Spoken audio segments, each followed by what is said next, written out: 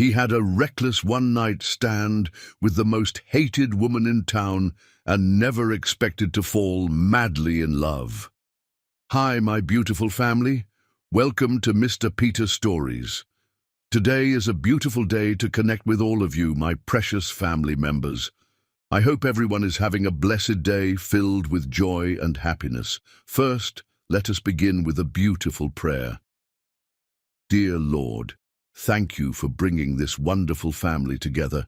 Please bless each and every member watching from different corners of the world. Keep them safe, healthy, and happy. Guide us all on this beautiful journey of storytelling and sharing. Bless our time together today. Amen. Now, my dear family, I would love to know where each of you is joining from. Are you watching from the United States, home of the beautiful American beauty rose? The United Kingdom, where the Tudor rose blooms proudly? South Africa, where the magnificent King Protea grows?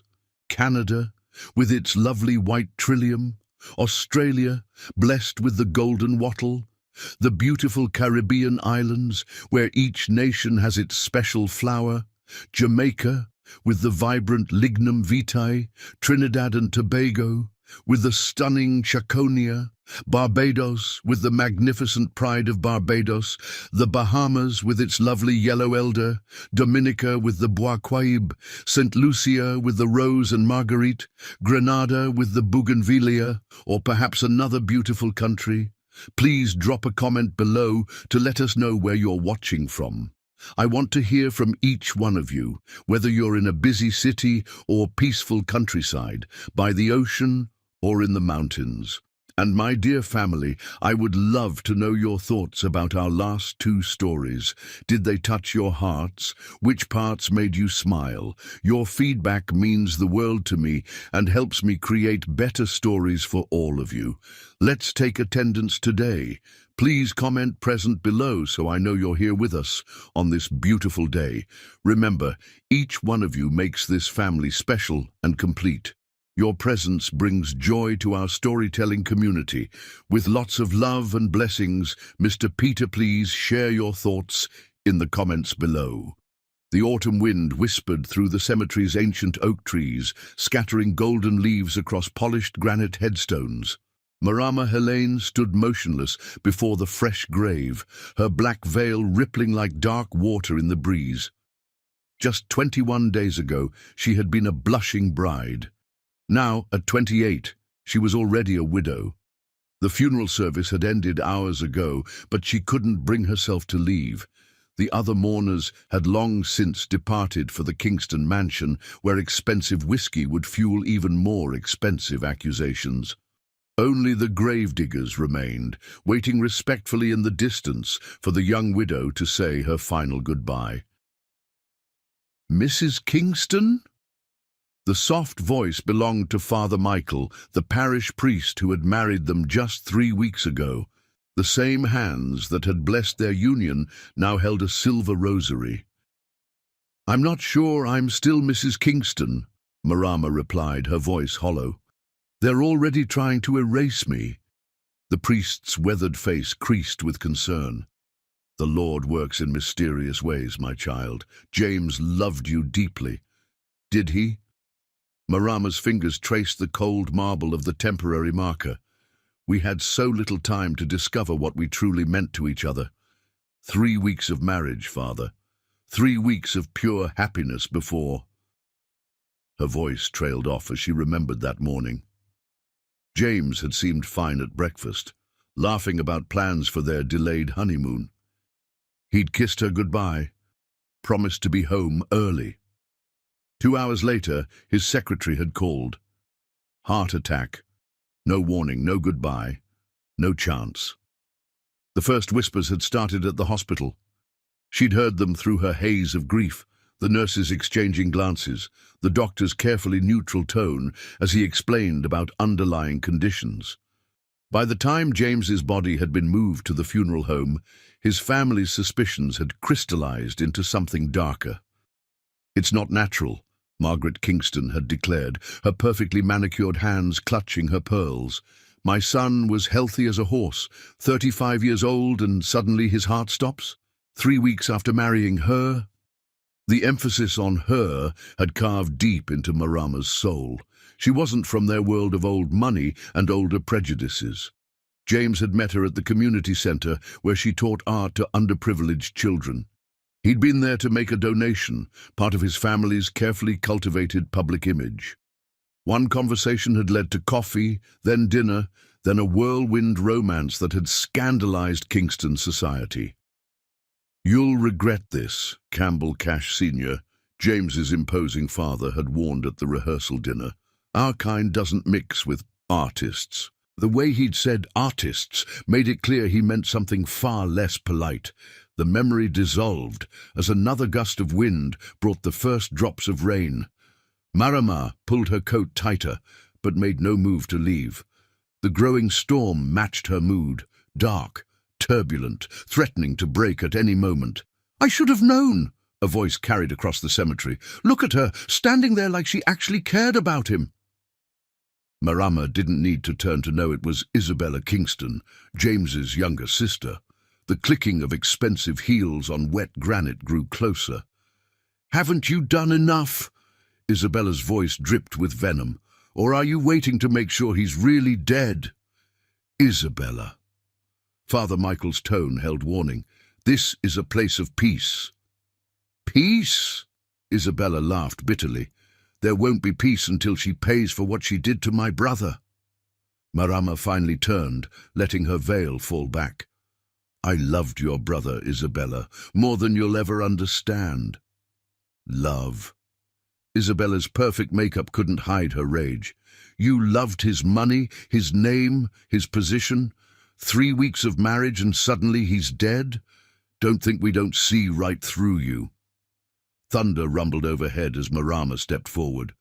"I know you're hurting. I'm hurting too. But these accusations—" "Save it for the police," Isabella snapped. "Daddy's already talking to them. They'll investigate everything, your background, your finances, your so-called relationship with James. The truth will come out." Father Michael moved between them. "Miss Kingston, please, this isn't the time or place." "It's exactly the time and place," Isabella replied. "My brother is in the ground because of her, and she has the audacity to stand here pretending to mourn." The rain began falling harder now, but neither woman moved. They stood like statues, grief and anger crackling between them like the lightning that illuminated the sky. "I didn't kill James," Marama said softly. "But you've already decided I did, haven't you? All of you. You never accepted our marriage, and now you'll use his death to destroy me." "You destroyed yourself the moment you set your sights on my brother," Isabella hissed. "Did you think we wouldn't figure it out? That we'd just accept you into our family? You're nothing but a gold-digging murderer, and I promise you, you'll pay for what you did." With that, Isabella turned and stalked away, her heels clicking a staccato rhythm of hate across the wet stones.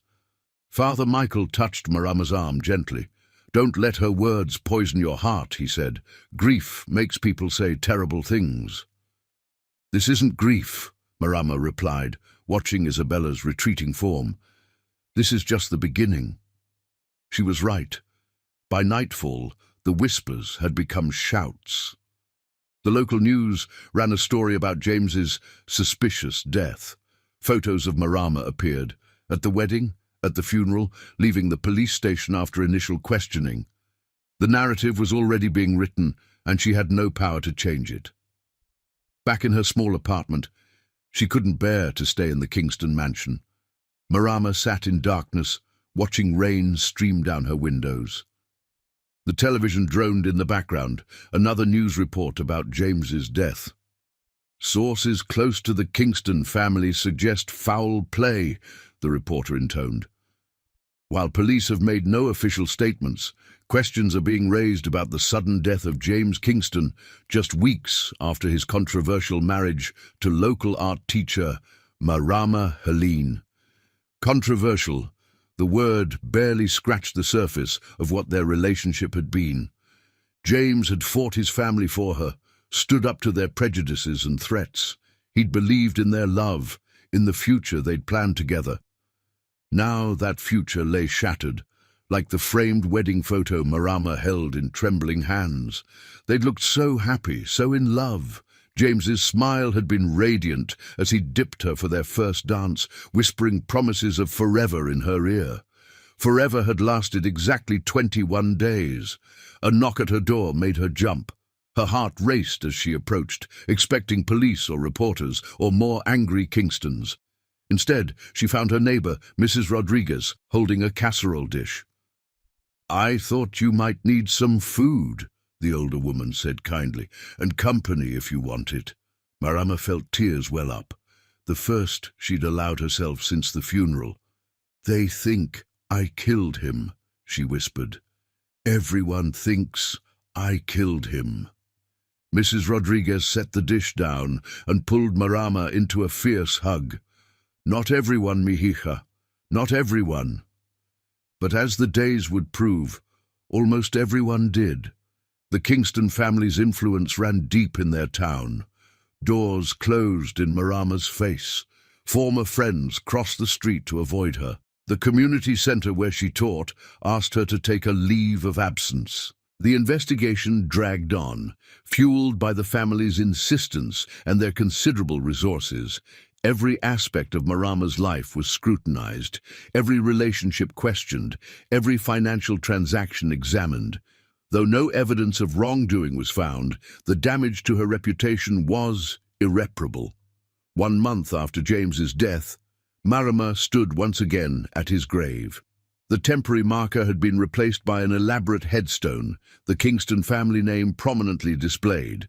Her own name was conspicuously absent, though she was still legally his widow. "I'll survive this," she promised the silent stone. "Whatever they do to me, however they try to break me, I'll survive." She didn't know then how prophetic those words would prove, or that salvation would come in the form of a stormy night and a stranded stranger. She couldn't have imagined that love would find her again, bringing with it both healing and heartbreak. For now, she was alone with her grief and her determination, a widow at 28, accused of a crime she didn't commit, facing a future that seemed as dark as the clouds gathering overhead. Thunder rolled across the heavens as Marama left the cemetery for the last time. She wouldn't return until years later, when the truth had finally come to light and she had found a love that defied all expectations. But that was still to come. For now, she walked alone through the gathering storm, her black dress a moving shadow against the darkening sky, while behind her James Kingston's grave kept its secrets. And ahead, fate was weaving the threads that would lead her to redemption. The rain began to fall, washing away her footprints but not her determination. She would survive this, she would prove them wrong, and somewhere in the future, love waited to heal her shattered dreams. Chapter 2. The accusation. The marble halls of the courthouse echoed with whispers as Marama Helene walked through the security checkpoint. 2 months had passed since James's death, and the Kingston family had finally made their move. Today wasn't a trial, not yet, but a preliminary hearing that would determine if there was enough evidence to proceed with their accusations. Detective Marcus Rivera watched the young widow pass through the metal detector, noting how she held herself with quiet dignity despite the circumstances. He'd spent weeks investigating James Kingston's death, pressured by the family's influence and their army of private investigators. But something about this case didn't sit right with him. "Mrs. Kingston," he called out softly, catching up to her near the water fountain. "A moment?" Marama turned, her face carefully composed. She'd learned to wear a mask in public, to hide the pain that threatened to overwhelm her at any moment. "Detective, have you found more evidence against me?" "Actually," he glanced around before continuing, "I wanted you to know that my official report shows no indication of foul play. The medical examiner confirmed it was a natural death, an undiagnosed heart condition." Hope flickered in Marama's eyes, but died quickly. "It won't matter. They'll find a way to twist it." "Mrs. Kingston, please," she interrupted. "Just Marama. They've made it clear I'm not worthy of the Kingston name." Before Detective Rivera could respond, a commotion at the courthouse entrance drew their attention. Campbell Cash Sr. had arrived, flanked by his legal team and family members. James's father cut an imposing figure in his tailored suit, his silver hair and stern features giving him the appearance of an avenging angel. "There she is," he announced, voice carrying across the marble floor, "the woman who murdered my son." Marama felt the detective stiffen beside her.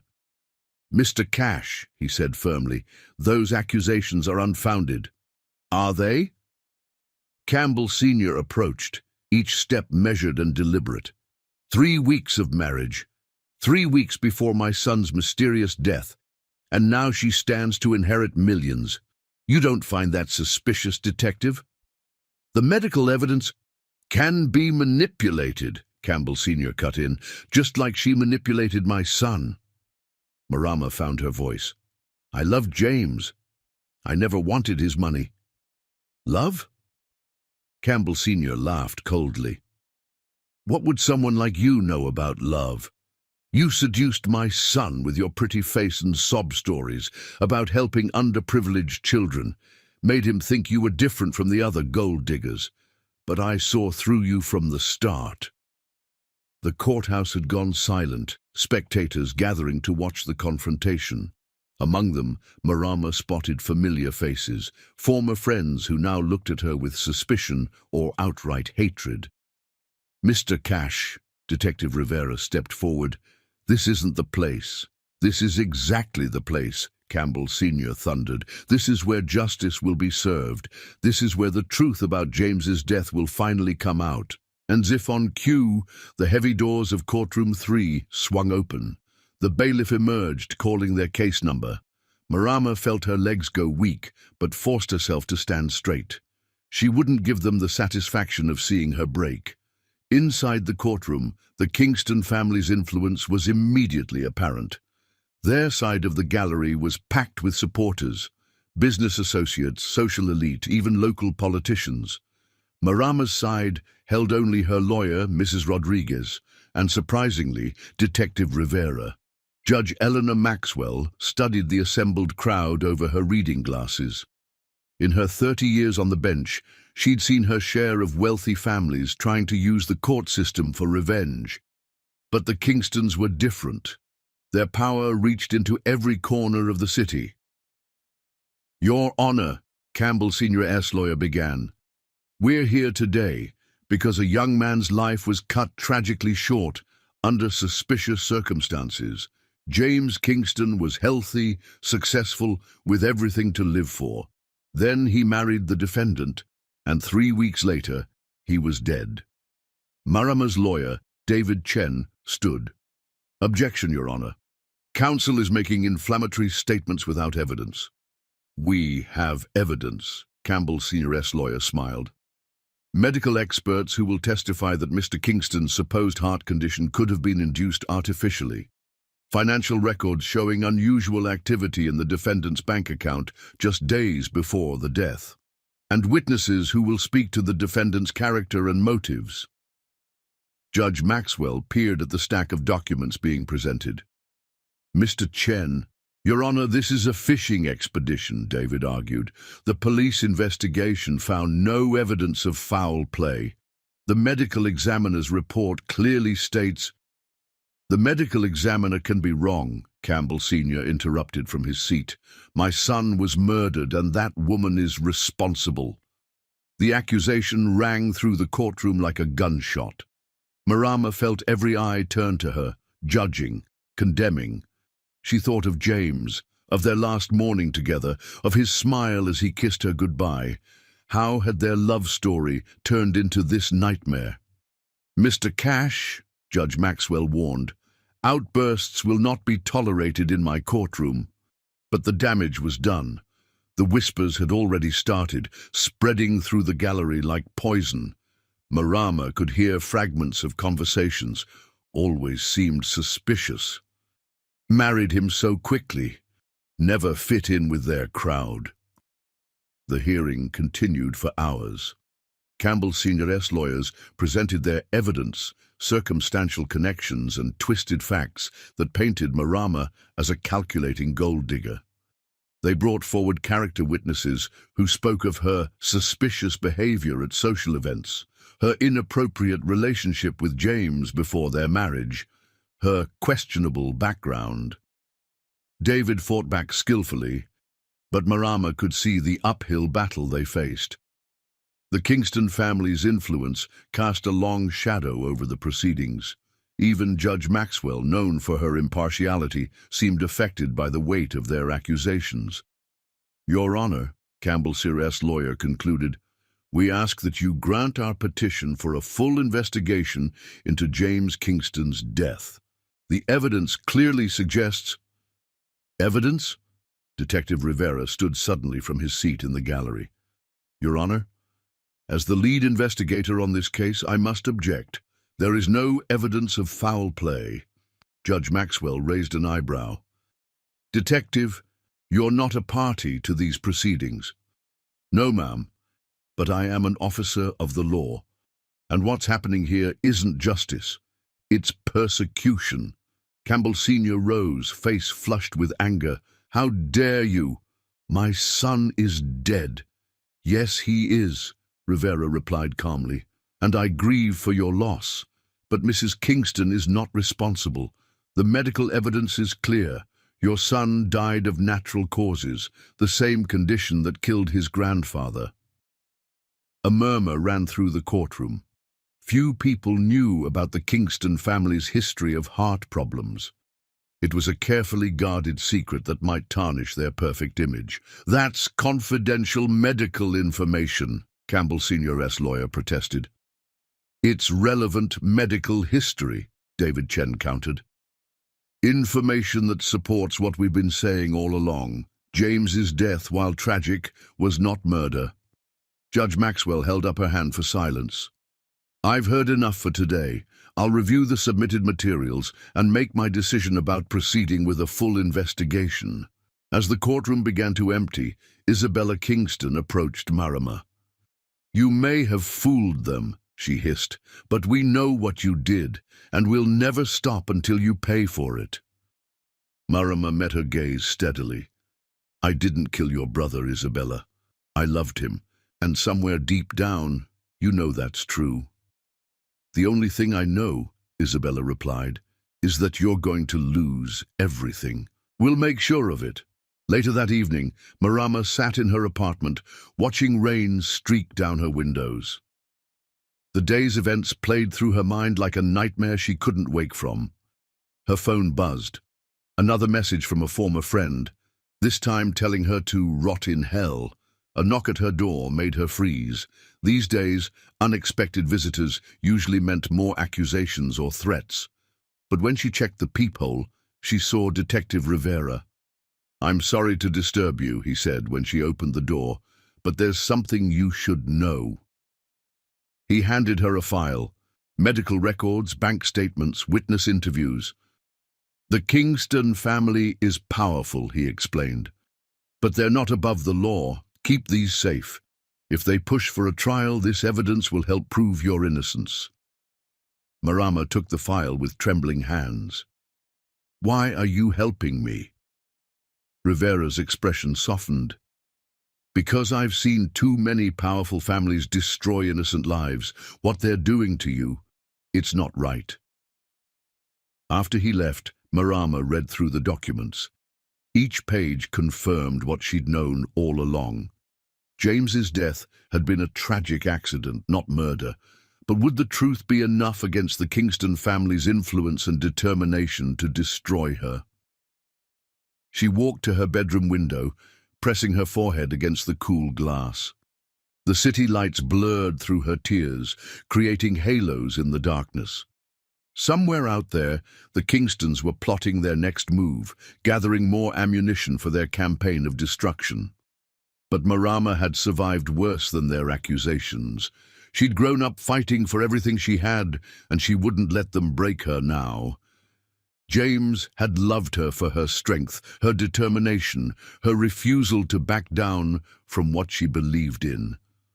Thunder rumbled in the distance, heralding another storm. Marama thought of James, of their brief time together, of the love they'd shared that his family couldn't understand. She would fight their accusations, protect his memory, and prove that their love had been real. What she didn't know, couldn't know, was that fate had other plans. On another stormy night, not far in the future, a different man would seek shelter at her door, and with him would come a chance at love again, though that love would bring its own storms to weather. For now, she stood alone in her darkened apartment, surrounded by evidence of her innocence that might never matter to those determined to believe her guilty. Outside, the city continued its relentless pace, indifferent to the drama unfolding in its midst. The accusations had been made, the battle lines drawn.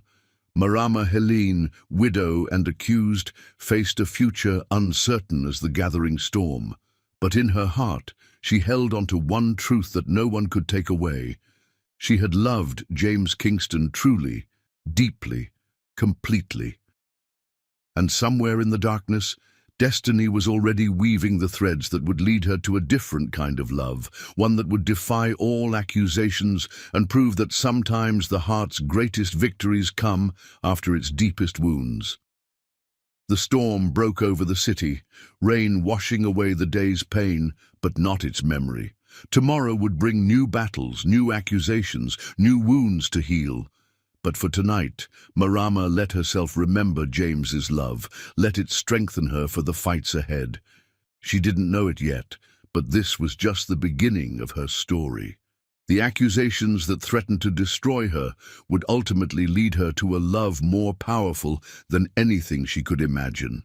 But that was still to come. For now, she stood vigil in her lonely apartment, while outside, the storm raged on. And somewhere in the city, a man named Campbell Cash lived his life, unaware that destiny was already drawing them together. Chapter 3. Stormy night. Lightning split the sky as Campbell Cash cursed his luck. His Rolls-Royce Phantom, usually the epitome of reliability, had chosen this moment, in the middle of the worst storm of the year, to betray him.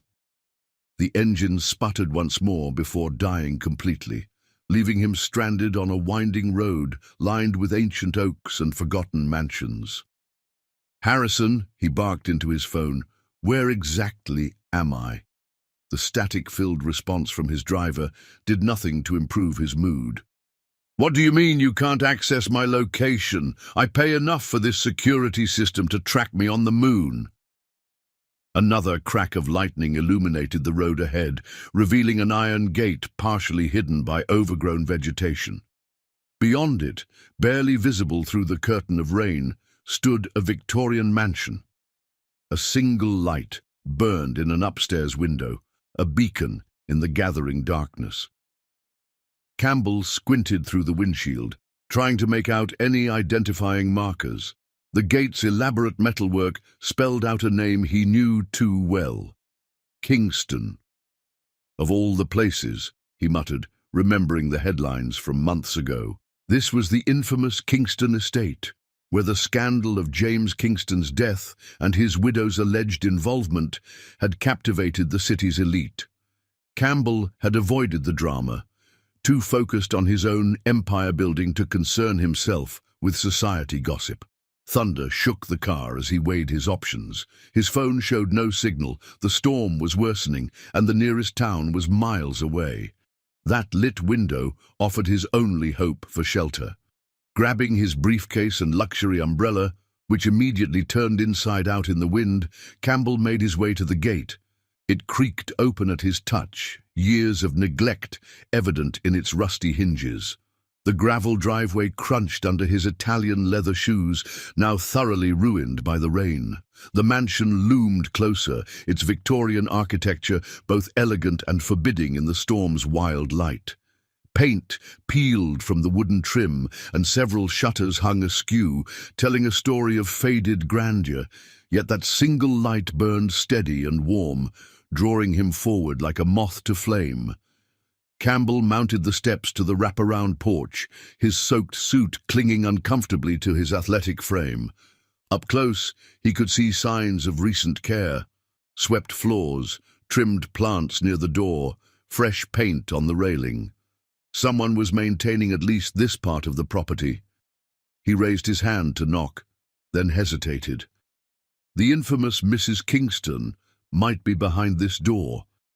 The woman his social circle had condemned as a gold-digging murderer. The rational part of his brain suggested finding shelter elsewhere. But another crack of lightning made the decision for him. His knock echoed through the house. For a long moment, only the storm answered. Then soft footsteps approached from within. The porch light flickered on, and Campbell found himself straightening his tie, a habitual gesture before any important meeting. The door opened a crack, secured by a heavy chain. In the narrow gap, he caught a glimpse of dark eyes and caramel skin. "Who are you?" a woman's voice demanded, wariness evident in every syllable. "Campbell Cash," he replied, letting his name carry its usual weight. "My car broke down. I just need to use a phone." The eyes studied him intently. "The Campbell Cash? Of Cash Industries?" "The same. And you must be Mrs. Kingston." The door closed abruptly. Campbell heard the chains sliding. Then it reopened fully, revealing a woman who looked nothing like the society papers' portrayal. Where they had painted a calculating seductress, he saw someone young, beautiful, yes, but with a quiet dignity that surprised him. Marama Helene, he remembered her full name now, wore simple jeans and an oversized sweater, her black hair falling in loose waves around her shoulders. No makeup, no jewelry, none of the trappings he'd expected from a woman accused of marrying for money. "You're drenched," she observed, her voice softer now. "Come in before you catch your death." The phrase made her flinch slightly, and Campbell remembered her husband had died suddenly, leading to all those accusations. He stepped into the foyer, noting how she maintained a careful distance. "The phone is in the kitchen," she said, leading the way, "though I doubt any signals are getting through in this storm." Campbell followed, taking in his surroundings. The interior was as well maintained as the porch, though sparsely furnished. No signs of the luxury he'd expected from a Kingston residence. The kitchen, when they reached it, was warm and inviting, with the scent of recent cooking in the air. "You live here alone?" he asked. Then immediately regretted the question when he saw her stiffen. "Yes," she replied shortly. "The Kingston family made it clear I wasn't welcome in their mansion after James died." She gestured to an old-fashioned telephone on the wall. "You can try calling, but the lines have been spotty all evening." As if to emphasize her point, another thunderclap rattled the windows. The kitchen lights flickered ominously. "We should probably move away from the windows," Marama suggested. "The storm's getting worse." They relocated to what had once been a formal parlor, now converted into a cozy living room. A fire burned low in the hearth, casting warm light across worn but comfortable furniture. Campbell noticed an easel in the corner, a half-finished painting visible beneath a protective cloth. "You're an artist?" he asked, genuinely curious. Marama's expression softened slightly. "I teach art at the community center. Or I did, before everything happened." She busied herself adding wood to the fire. "They asked me to take a leave of absence when the accusations started." Campbell watched her work, noting the grace in her movements, the quiet strength in her bearing. This wasn't the calculating social climber he'd heard whispered about at charity galas and board meetings. This was someone else entirely. "Why did you let me in?" he asked suddenly. "You must know who I am, what circles I move in. For all you know, I could be here to gather more evidence against you." Marama straightened, meeting his gaze directly. Mr. Cash, when you've been accused of murder, you learn quickly who your real friends are. I have nothing left to lose and nothing to hide. Besides, she added with a hint of dark humor, if I were the killer they claim, would I really risk taking in another wealthy man on a dark and stormy night? The absurdity of the situation struck them both at the same moment, and unexpected laughter filled the room. Campbell found himself drawn to the way her entire face transformed when she smiled, years of worry falling away to reveal a natural beauty that no society makeup could enhance. A particularly violent gust of wind howled through the eaves, making Marama jump. Without thinking, Campbell stepped closer, offering the instinctive protection of his presence. She didn't move away. "The storms," she said quietly, "they remind me of the night James died." It was raining then too. Campbell struggled with an unfamiliar urge to comfort her. "I'm sorry. I didn't know him well, but losing someone so suddenly—" "Do you believe I killed him?" she asked abruptly, turning to face him. Their proximity was suddenly electric, charged with something neither of them had expected to find on this stormy night. "I don't know you," Campbell replied honestly. "But no, looking at you now, I don't believe you killed anyone." Marama's eyes filled with tears she refused to let fall. "You'd be the first person from your world to say that." Another thunderclap shook the house, and the lights went out completely. In the darkness, Campbell felt Marama's hand grasp his arm, an instinctive reaction to the sudden blackness. The fire provided the only illumination now, casting dancing shadows across their faces. "I should check the fuse box," Marama said, but made no move to release his arm. "It's probably the storm," Campbell replied, equally reluctant to break their connection. In the firelight, with her face tilted up to his, he could see why James Kingston had defied his family to marry her. There was something utterly authentic about her, a quality rare in his world of practiced smiles and calculated marriages. The wind howled louder, rain lashing against the windows like nature's own accusation. But in that moment, in the warm circle of firelight, Campbell Cash, billionaire CEO, notorious deal-maker, man who trusted no one, felt something crack in his carefully constructed armor. "Tell me," he said softly, "tell me what really happened that night." And so she did. As the storm raged outside, Marama told him about James, about their whirlwind romance, about the 3 weeks of perfect happiness before tragedy struck. She spoke of the accusations, the betrayals, the lonely months of fighting to preserve not just her freedom, but her very identity. Campbell listened, really listened, something he hadn't done in years. He heard not just her words, but the pain beneath them, the strength it took to survive when the world had already decided your guilt. Without realizing it, he'd moved closer, drawn by the honest emotion in her voice. "I loved him," she concluded simply. "Not his money, not his name, just him. And now I'll spend the rest of my life being punished for that love."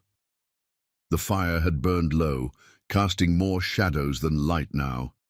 In the darkness, Campbell found himself reaching for her hand. "Not if I can help it," he said, surprising himself with the fierce protectiveness in his voice. Marama looked up at him, startled by his tone. Their eyes met in the firelight, and something electric passed between them, something neither had expected to find on this stormy night. The moment stretched, charged with possibility. Then another crack of thunder made Marama jump, accidentally stepping closer to Campbell. His arms went around her automatically, offering comfort and finding something else entirely. Time seemed to stop. The storm faded to background noise as they stood there, two strangers connected by circumstance and something deeper neither dared name.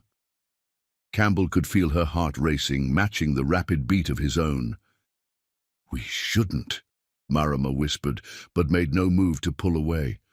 "No," Campbell agreed, even as his hand moved to cup her cheek. We really shouldn't. The fire crackled, throwing sparks up the chimney. Outside, the storm continued its assault on the old mansion. But inside, in that circle of warmth and understanding, something new was brewing, something that would change both their lives forever. Neither moved for a long moment, caught in the gravity of what this night might mean. Then, slowly, inevitably, Campbell lowered his head as Marama tilted her face up to his. Their lips met in a kiss that tasted of rain and possibilities, of comfort sought and something more profound found. The power chose that moment to return, flooding the room with sudden light. They broke apart, both breathing heavily, both aware that something irreversible had just occurred. "I should go," Campbell said, though every fiber of his being argued against it. "Yes," Marama agreed, stepping back. "You should." But neither moved. The storm still raged, the night was still young, and in that moment, standing in a forgotten mansion with a woman he'd just met, Campbell Cash felt more alive than he had in years. What happened next would change everything, for both of them. But that was still to come. For now, they stood in the warm light, two souls who had found each other on a stormy night, unaware that fate had much bigger plans in store. Outside, the wind howled its secrets to the darkness, while inside, a new story was just beginning to unfold. Chapter 4. Unexpected Shelter. The grandfather clock in the hallway struck midnight, its deep chimes echoing through the old mansion. Marama stood at the living room window, watching rain cascade down the glass, while behind her, Campbell Cash added another log to the dying fire. The storm showed no signs of letting up, and they both knew he wouldn't be leaving any time soon. "Your security team must be worried," she said, trying to maintain some semblance of propriety, despite the electricity still crackling between them from that unexpected kiss. "They're used to me disappearing," Campbell replied, his voice carrying that hint of roughness that made her pulse quicken, "though I doubt they'd expect to find me here, of all places." Marama turned from the window, studying him in the firelight. He'd removed his wet suit jacket and rolled up his sleeves, revealing powerful forearms tanned from days spent on his yacht. The casual display of strength should have made her nervous. She'd grown wary of powerful men since James's death, but something about Campbell put her at ease. "Why did you really let me in?" he asked, echoing his earlier question. "The truth this time." Marama considered her answer carefully. "Because when I looked through that peephole, I saw something familiar in your eyes. Loneliness, maybe, or understanding." Campbell moved closer, his expensive shoes silent on the old hardwood floors. "And what do you see now?" "Danger," she whispered, but didn't step back when he reached her. "The kind that could destroy what's left of my life." His hand rose to cup her cheek, thumb brushing away a tear she hadn't realized had fallen. "Or save it." The kiss this time was different. Not the sudden, passion-filled moment from before, but something slower, deeper, more deliberate. Marama felt herself melting into it, into him, all her carefully constructed walls crumbling under the gentle assault of his lips. When they finally broke apart, both breathing heavily, the storm outside seemed to match the tumult in their hearts. Lightning illuminated the room in stark flashes, casting dramatic shadows across their entwined figures. "Tell me about your world," Marama said, leading him to the worn but comfortable sofa. "The real one, not what appears in the society pages." Campbell's laugh held a touch of bitterness. "My world? It's all smoke and mirrors, Marama. Business deals made over $100 scotch, marriages arranged for mutual benefit, friendships that last only as long as the latest merger." "Sounds lonely." "It is." He studied her face in the firelight. "But you know all about loneliness, don't you?" Marama nodded, drawing her knees up to her chest. "Since James died, I've learned every shade of it. The loneliness of empty rooms, of unanswered calls, of former friends crossing the street to avoid me. But the worst kind? She met his gaze steadily. The loneliness of being surrounded by people who've already decided your guilt. Campbell's hand found hers, fingers intertwining naturally. I've been watching you these past months, you know. At charity events, board meetings, always on the periphery, head held high despite the whispers. You noticed me. The surprise in her voice made his heart ache. How could I not? You have a dignity they can't touch, a strength that makes their accusations look petty. His free hand traced the curve of her cheek. I should have approached you sooner. Why didn't you? Fear, maybe. Not of their gossip, but of what I saw in you. Something real in a world built on facades. Thunder crashed overhead, making the old house creak and groan. Marama shifted closer to Campbell instinctively, and his arm went around her shoulders as if it belonged there. We're playing with fire, she murmured against his chest. I know. His fingers tangled in her hair, tilting her face up to his. But for the first time in years, I feel alive.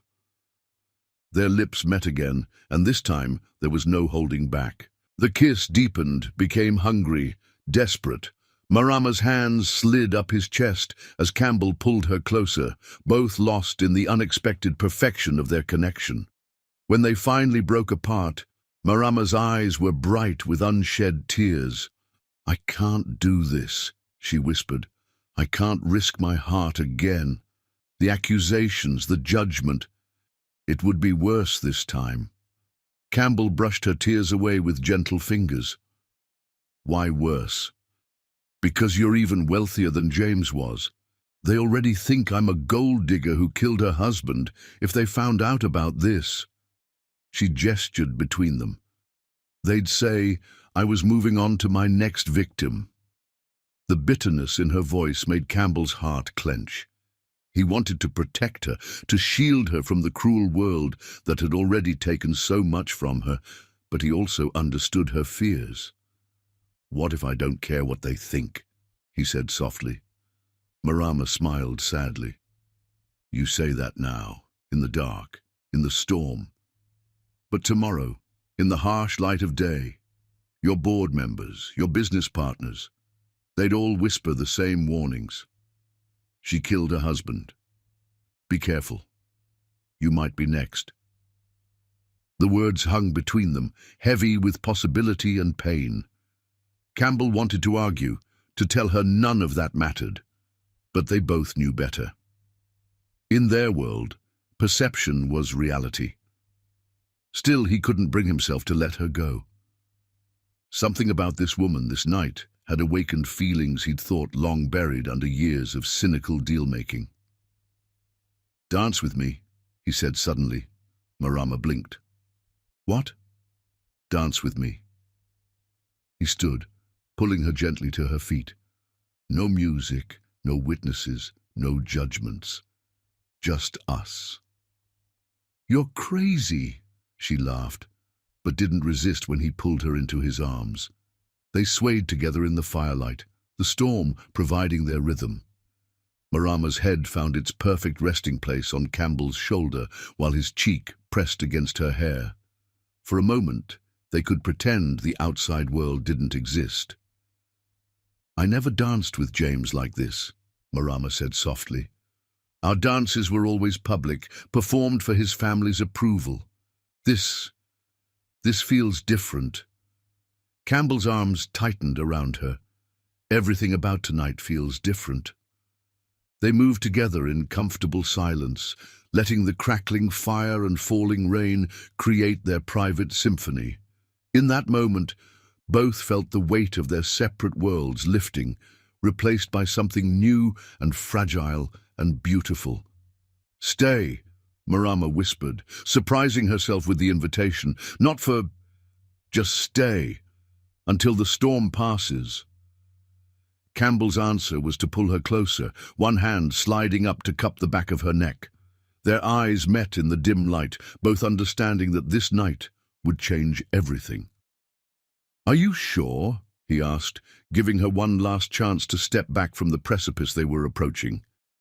Instead of answering, Marama rose on tiptoe and kissed him. This time there was no hesitation, no holding back. They poured all their loneliness, their need, their unexpected connection into that kiss.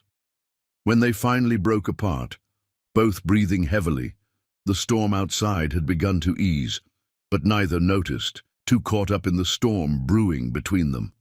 "I should warn you," Marama said, her fingers tracing patterns on his chest. "Loving me is dangerous.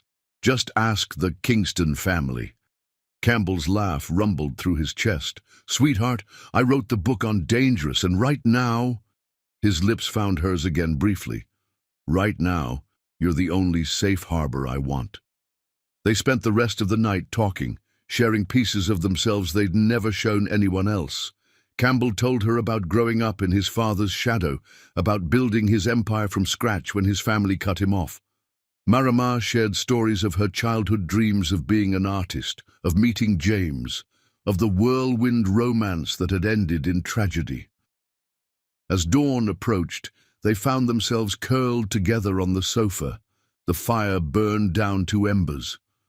Marama's head rested on Campbell's chest, his arms wrapped protectively around her. "What happens now?"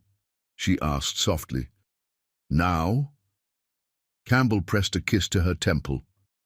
"Now we face whatever comes together." But they both knew it wouldn't be that simple. The morning would bring back all the complications, all the whispers and accusations. Their worlds would collide in ways neither could predict. For now, though, they had this moment, this connection, this unexpected shelter from their separate storms. And as the first light of dawn began to paint the sky, both silently prayed that what they'd found in the darkness would be strong enough to survive in the light. Little did they know, fate had much bigger plans for them, plans that would test their newfound connection in ways neither could imagine. But that was still to come, for now they held each other in the quiet of the morning, two souls who had found something rare and precious in the midst of life's storms. And though they couldn't know it yet, this was just the beginning of their story.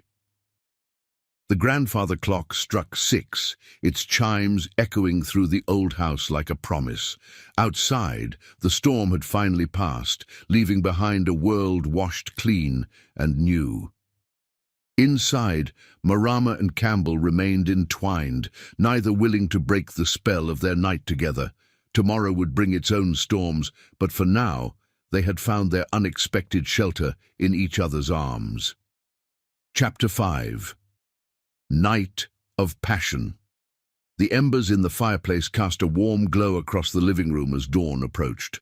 Marama stirred in Campbell's arms, reality slowly seeping back into their cocoon of comfort. They talked through the night, sharing secrets and stories, but neither had acted on the electricity crackling between them.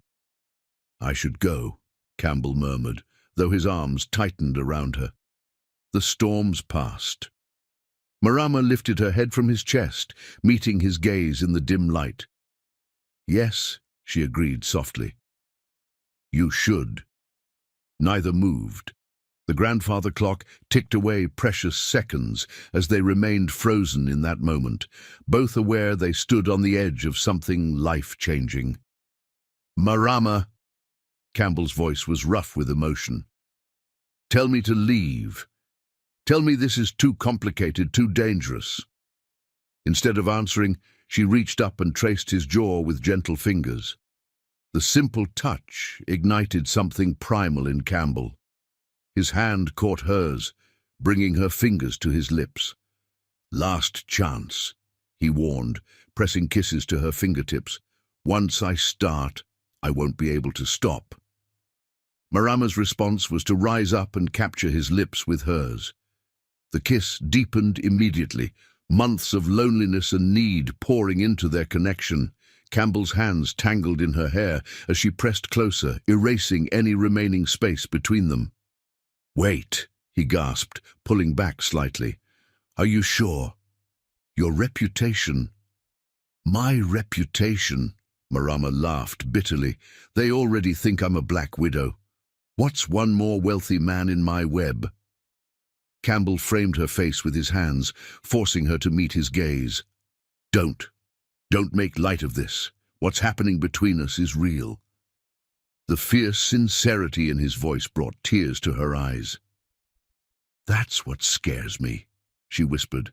I can handle their hatred, their accusations, but this, feeling something real again, that terrifies me.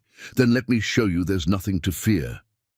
Campbell's thumbs brushed away her tears. Let me prove that what we've found here is worth any risk. Their next kiss was slower, deeper, filled with promise. Marama melted into him, all her doubts washing away under the tide of emotion Campbell awakened in her.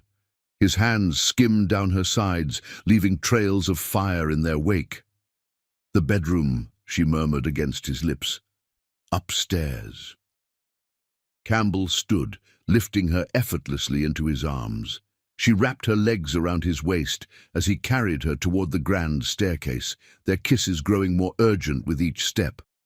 The master bedroom, like the rest of the house, showed signs of Marama's artistic touch, soft colors, comfortable furnishings, and several of her paintings adorned the walls.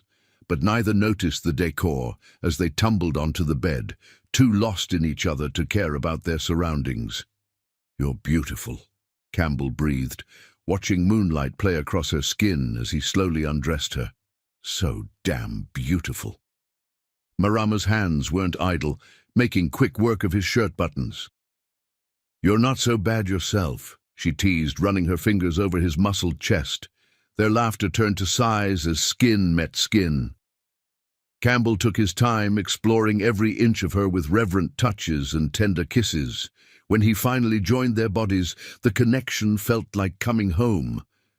Later, as false dawn painted the sky in shades of pearl and gold, they lay tangled in sheets and each other.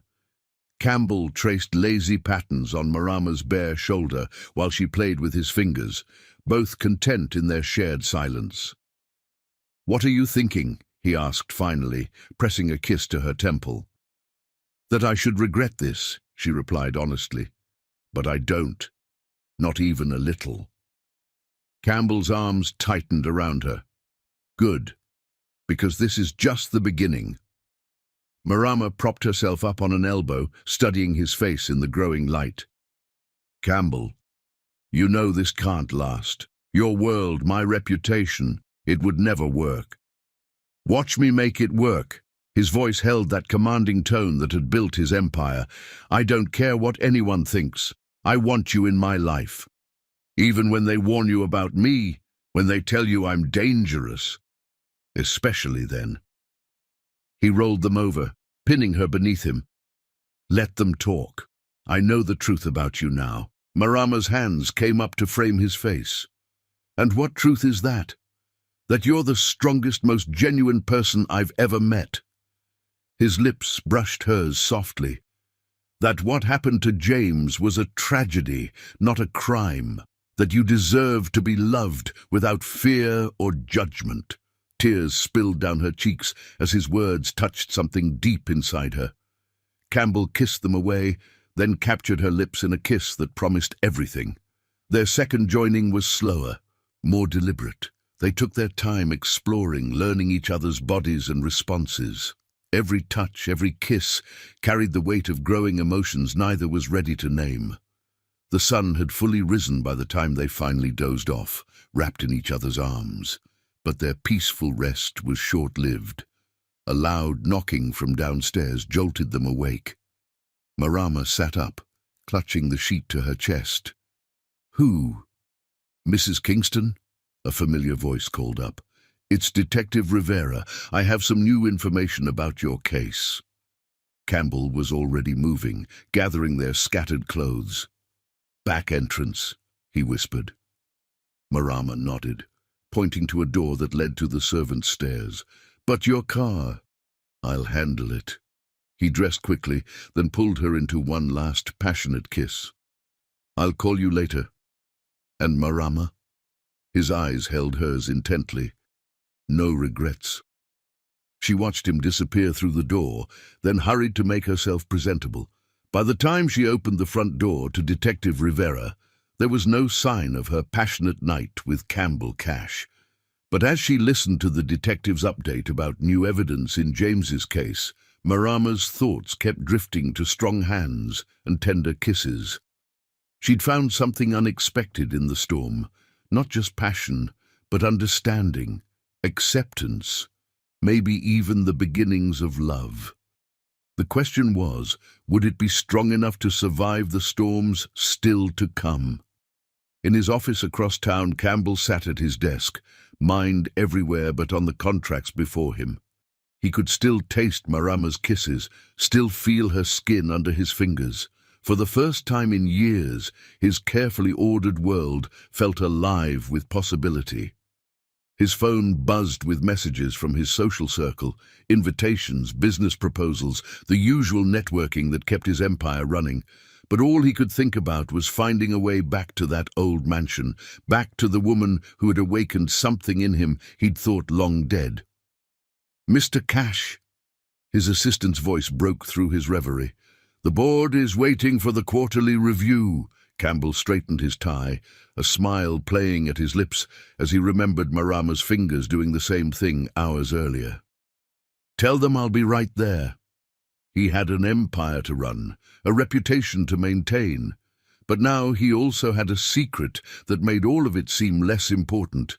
The memory of a passionate night with a woman everyone warned him about. Let them warn him. Let them whisper their accusations and suspicions. Campbell Cash had found something real in Marama's arms, and he wasn't about to let it go. As he walked into the boardroom, projecting his usual confident authority, Campbell's mind was already planning his return to the Victorian mansion. He'd meant what he said. This was just the beginning. Back at the mansion, Marama stood in her studio, staring at a blank canvas. For months, she hadn't been able to paint, her creativity stifled by grief and accusations. But now, inspired by a night of unexpected passion, her fingers itched to create. She picked up a brush, dipped it in deep blues and stormy greys. As she worked, the painting took shape. A storm-tossed sea with a single light piercing the darkness. Without planning to, she'd captured the essence of her night with Campbell. Chaos and clarity, danger and shelter, passion and peace. Detective Rivera's words about new evidence should have been her focus, but all she could think about was the way Campbell had looked at her, touched her, made her feel alive again. It was dangerous, this growing feeling. The Kingston family would never accept it. Society would condemn it. But for the first time since James's death, Marama felt hope stirring in her heart. Perhaps love wasn't finished with her after all. The painting took form under her skilled hands, not just a seascape, but a metaphor for her life. The storm represented all she'd endured, while the light was Campbell, breaking through her darkness with unexpected warmth. She worked through the day, lost in creativity and memories of passionate embraces. When evening fell, her phone buzzed with a message from an unknown number. "Dinner tonight? I know a private place where no one will recognize us." "See." Marama smiled, already knowing her answer. They were playing with fire, risking everything for this connection. But sometimes she was learning. The greatest risks brought the greatest rewards. She texted back a simple, "Yes," then returned to her painting. The storm on her canvas was powerful, but the light piercing through it was stronger. Just like the passion she'd found in Campbell's arms, unexpected, overwhelming, and absolutely worth any price they might have to pay. Little did she know the price would be higher than either of them imagined. But that was still to come. For now, she had the memory of a passionate night and the promise of more to come. The grandfather clock struck noon, its chimes echoing through the old mansion. In 12 hours, she would see Campbell again. 12 hours to prepare herself for more stolen moments, more secret passion, more of whatever this thing between them was becoming. Outside, clouds gathered for another storm. But this time, Marama welcomed it. After all, it was a storm that had brought Campbell Cash to her door. What other gifts might the gathering darkness bring? She added final touches to her painting, hints of gold breaking through the storm clouds, suggesting hope and possibility. Just like the hope now blooming in her heart, despite all the reasons it shouldn't. The night of passion had changed everything. There was no going back now, only forward into unknown waters. But for the first time since James's death, Marama was ready to embrace whatever fate had in store. After all, she'd already survived the worst storm of her life. What was one more, especially with someone like Campbell Cash by her side? The painting dried as evening approached, capturing forever the moment when passion and possibility had overcome fear and loneliness. Soon she would dress for dinner with Campbell, ready to explore this unexpected connection further. But for now, she stood in her studio, surrounded by the evidence of her reawakened creativity, and smiled. Sometimes the greatest passions came from the darkest storms. And sometimes, just sometimes, those passions were worth any risk. The grandfather clock chimed again, counting down the hours until she would see Campbell. Until then, she had her art, her memories, and the warming knowledge that somehow, against all odds, love had found her again. Even if that love came wrapped in danger and secrecy, it was real. As real as the passion they'd shared, as real as the painting drying on her easel, as real as the hope now blooming in her heart. The storm was coming, but this time, Marama was ready for it. Chapter 6. Dangerous Attraction. The executive boardroom of Cash Industries fell silent as Campbell Cash strode in, 15 minutes late for his own meeting. His appearance was impeccable as always. Custom Tom Ford suit, perfectly knotted tie, not a hair out of place. But those who knew him well noticed something different in his bearing, a distraction in his usually laser-focused gaze. "The Morrison merger," his CFO began, sliding documents across the polished mahogany table. "They're getting cold feet." Campbell barely glanced at the papers. His mind was elsewhere, in a Victorian mansion across town where he'd spent every night for the past week.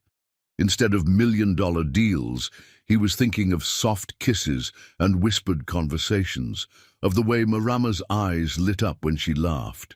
"Mr. Cash?" The CFO's concerned voice broke through his reverie.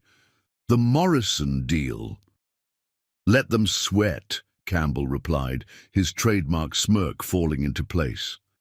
"They need this merger more than we do. Give them 48 hours to reconsider." The meeting continued, but Campbell's thoughts kept drifting. He'd never been like this before. Distracted, unfocused, counting the hours until he could slip away to see her again. Marama had become an obsession, a craving he couldn't control. His phone buzzed discreetly. A message from her. "Painting something new, thinking of you." A smile tugged at his lips before he could stop it. She'd been creating prolifically since their first night together, her art flowing from newly awakened emotions. He'd watched her paint the night before, mesmerized by the passion in her movements, the way she lost herself in the colors and canvas. "If there's nothing else," he stood abruptly, cutting short a presentation about quarterly projections. "I have another appointment." His executive team exchanged glances but knew better than to question him.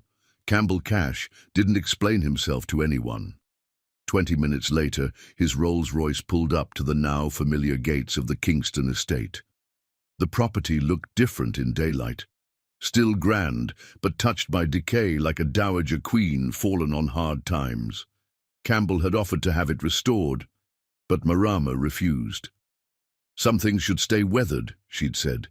"It keeps them honest." He found her in her studio, paint splattered and beautiful. Afternoon sunlight streamed through the tall windows, catching the gold highlights in her hair. She didn't hear him enter, too absorbed in the massive canvas before her. Campbell stood quietly, watching her work. The painting was abstract, swirling colors that somehow captured the essence of their relationship. Passion and danger, beauty and risk, all intertwined on the canvas like their increasingly entangled lives. "You're early," Marama said without turning around. She always seemed to sense his presence now. Couldn't stay away. He moved behind her, arms sliding around her waist. "The board thinks I'm losing my mind." "Are you?"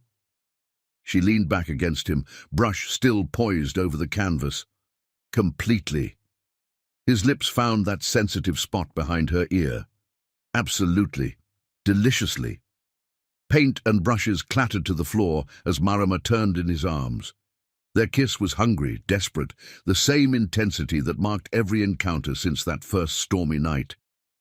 "We should be more careful," she murmured against his lips. "Someone will notice." "Let them." But even as he said it, Campbell knew the risks. His empire was built on reputation and trust. Being linked to the notorious Black Widow of Kingston Street could destroy everything he'd built. Not that he cared in moments like this, with Marama warm and willing in his arms. The paint on her hands stained his expensive suit as she pulled him closer, but Campbell was beyond caring about anything except the taste of her lips and the soft sound she made when he touched her. They made love there in the studio, sunlight painting patterns across their entwined bodies. Afterward, lying on the paint-splattered dropcloth, Marama traced lazy patterns on Campbell's chest. "This can't last," she said softly. "You know that, right? Watch me make it last." He caught her hand, pressing kisses to her palm. "I'm not giving you up. Your board members, your business partners, they'll all say the same things.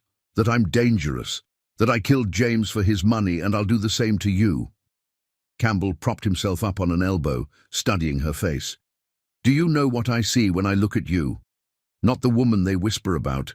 I see strength, passion, an artist who pours her soul onto canvas, a woman who survived hell without letting it break her spirit." Tears sparkled in Marama's eyes. "Don't make me fall in love with you, Campbell Cash. I couldn't survive losing everything again." Instead of answering, he kissed her, a kiss that promised protection, devotion, a future neither of them dared name yet. When they finally broke apart, both were breathing heavily. "Come to dinner with me," he said suddenly.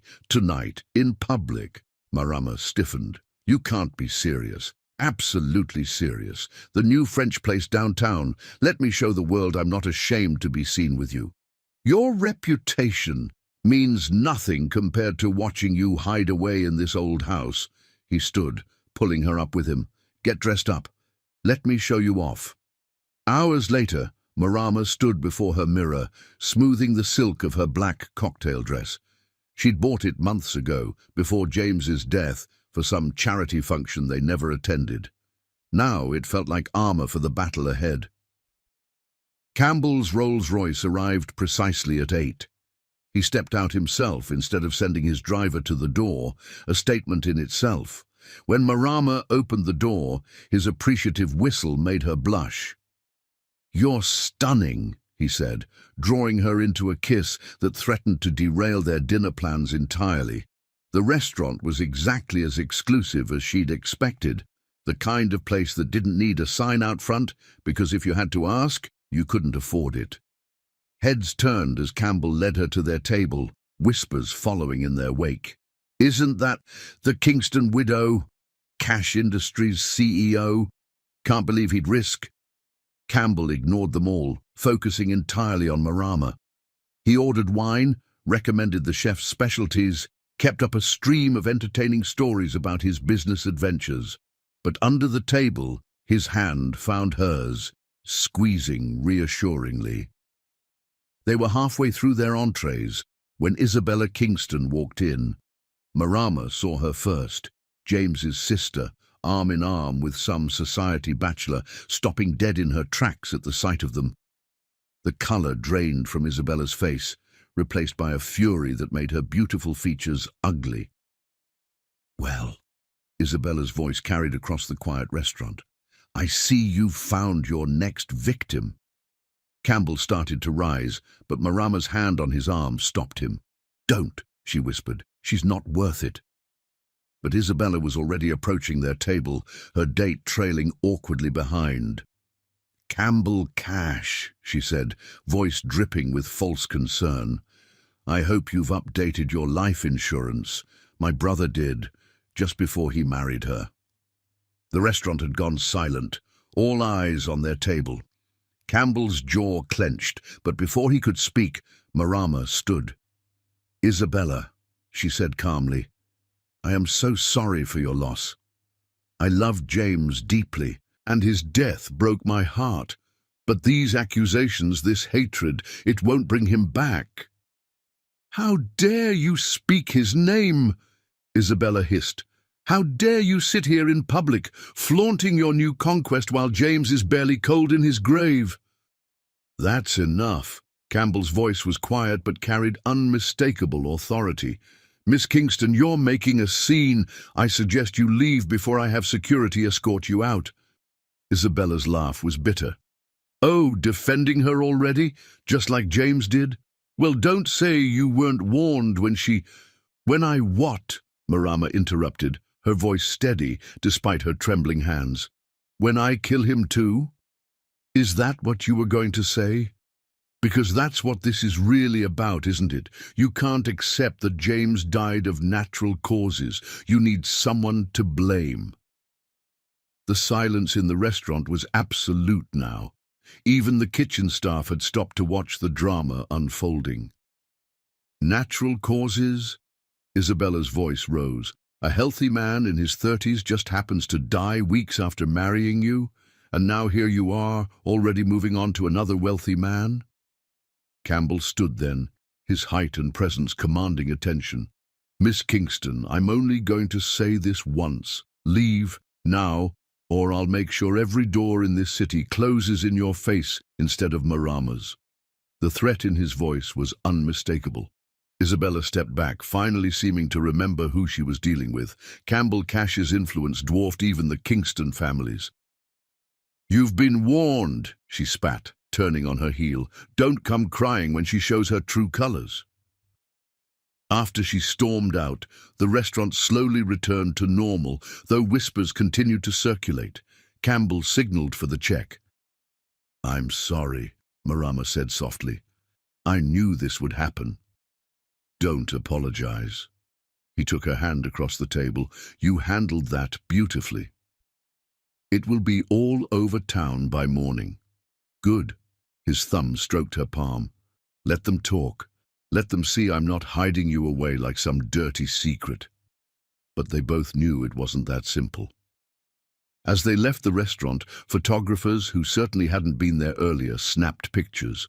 By morning, their relationship would be front-page news. Back at the mansion, Marama stood at her bedroom window, watching Campbell's car disappear down the drive. He'd wanted to stay, but they both needed time to process the evening's events. Her phone was already buzzing with messages, some supportive, most not. The Kingston family's influence ran deep, and now she'd apparently set her sights on an even bigger target. In his penthouse across town, Campbell poured himself a scotch and stood at his floor-to-ceiling windows, looking out over the city lights. His phone, too, was filling with messages, concerned board members, nosy reporters, social connections choosing sides. He didn't care. The memory of Marama standing up to Isabella, defending their relationship with quiet dignity, only confirmed what he already knew. She was worth any risk, any cost to his reputation. Tomorrow would bring new challenges. The photos would hit the society pages, rumors would spread, business associates would question his judgment. But for the first time in his life, Campbell Cash was following his heart instead of his head. Because when he looked at Marama, he saw something real in a world of facades, something worth fighting for, something worth risking everything to protect. The dangerous attraction between them had become something deeper, stronger, more permanent. Let the world whisper. Let them judge. Campbell had found something genuine in Marama's arms, and he wasn't about to let anyone tear them apart. Little did he know, the whispers were already starting. Warnings would soon reach his ears, poisoning their perfect connection with doubt and suspicion. But that was still to come. For now, separated by miles but connected by growing emotions, both Marama and Campbell stood at their respective windows, watching the city lights flicker like stars, each thinking of the other and the storm they'd just weathered together. It wouldn't be their last storm, but they were learning that sometimes the most dangerous attractions led to the strongest loves. And sometimes, just sometimes, those loves were worth any price the world demanded. Chapter 7. Poisoned Truth. The morning sun painted Maxwell Wright's office in harsh light as he laid out the evidence before Campbell Cash. Each photograph, each document landed like a physical blow against everything Campbell had come to believe about love. "You're sure?" Campbell's voice was barely recognizable, even to himself. He stared at the surveillance photos. Marama entering a notorious pharmaceutical supplier's building just days before James Kingston's death. Triple-checked everything. Maxwell's expression held genuine regret. The supplier specializes in untraceable poisons that mimic natural causes. 3 days after this photo, she met with an offshore banker. Day after that, she took out an insurance policy on James Kingston's life. Campbell's fingers traced the grainy image of Marama in oversized sunglasses, hurrying from the building's shadow. He remembered how she'd looked just hours ago, sleeping peacefully in his bed, her artist's hands curled trustingly against his chest. "There's more." Maxwell hesitated, then produced a thick file. The Kingston family's private investigator had this original toxicology report, suppressed during the initial investigation, traces of a synthetic compound that causes heart failure. The same compound this supplier is known for. Why release this now? Campbell's mind raced, seeking alternatives, explanations, anything to combat the growing horror. Isabella Kingston approached one of our board members. Said if we didn't act on the information, they'd go public. Stock would plummet, the empire you've built. Maxwell let the implications hang. Campbell stood abruptly, moving to the window that overlooked the city. From 50 stories up, everything looked small, manageable. But this threatened to destroy not just his heart, but everything he'd built.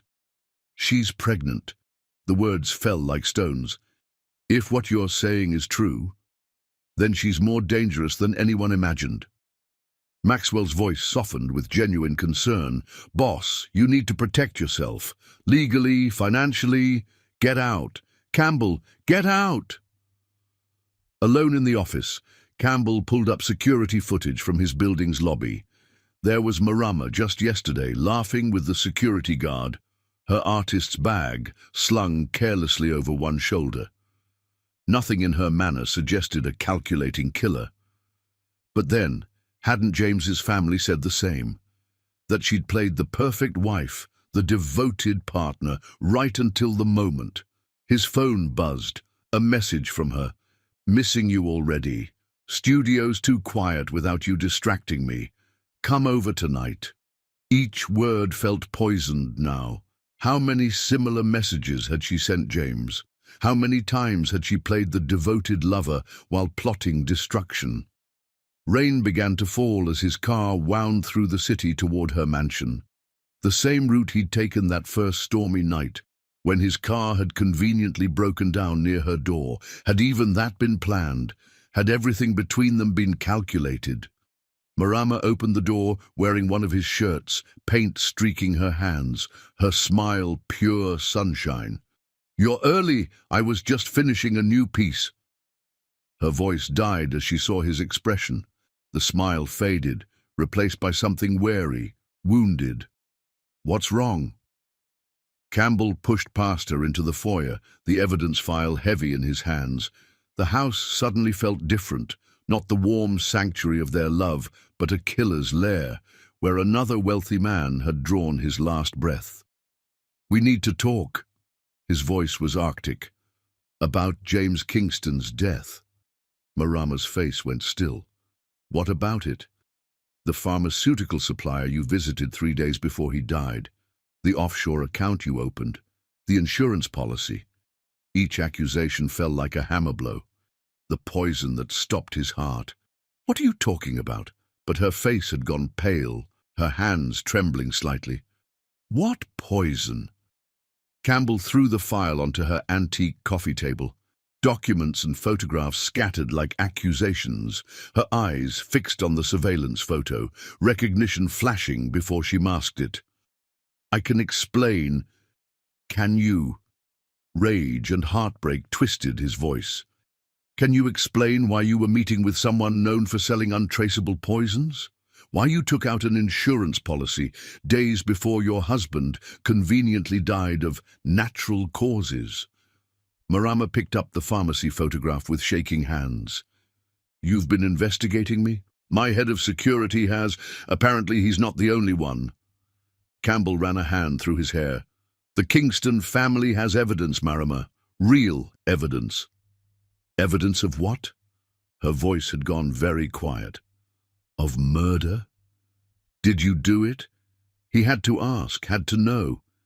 "Did you kill James for his money? Are you trying to do the same to me?" The sound that escaped her wasn't quite a laugh. "Is that what you think? That I've been playing you? That everything between us has been some elaborate scheme?" "I don't know what to think." Campbell's control snapped. "I look at this evidence and it's damning. But then I look at you, and I see..." His voice broke. "I see the woman I've fallen in love with." Tears spilled down Marama's cheeks. "The pharmacy," she said softly. "I was there for medication. James had been having chest pains, but he refused to see a doctor. His family's pride. They had a history of heart problems they didn't want anyone to know about. I thought if I could get him something for the pain." She moved to the antique desk in the corner, pulling out a small box. Inside were prescription bottles and receipts.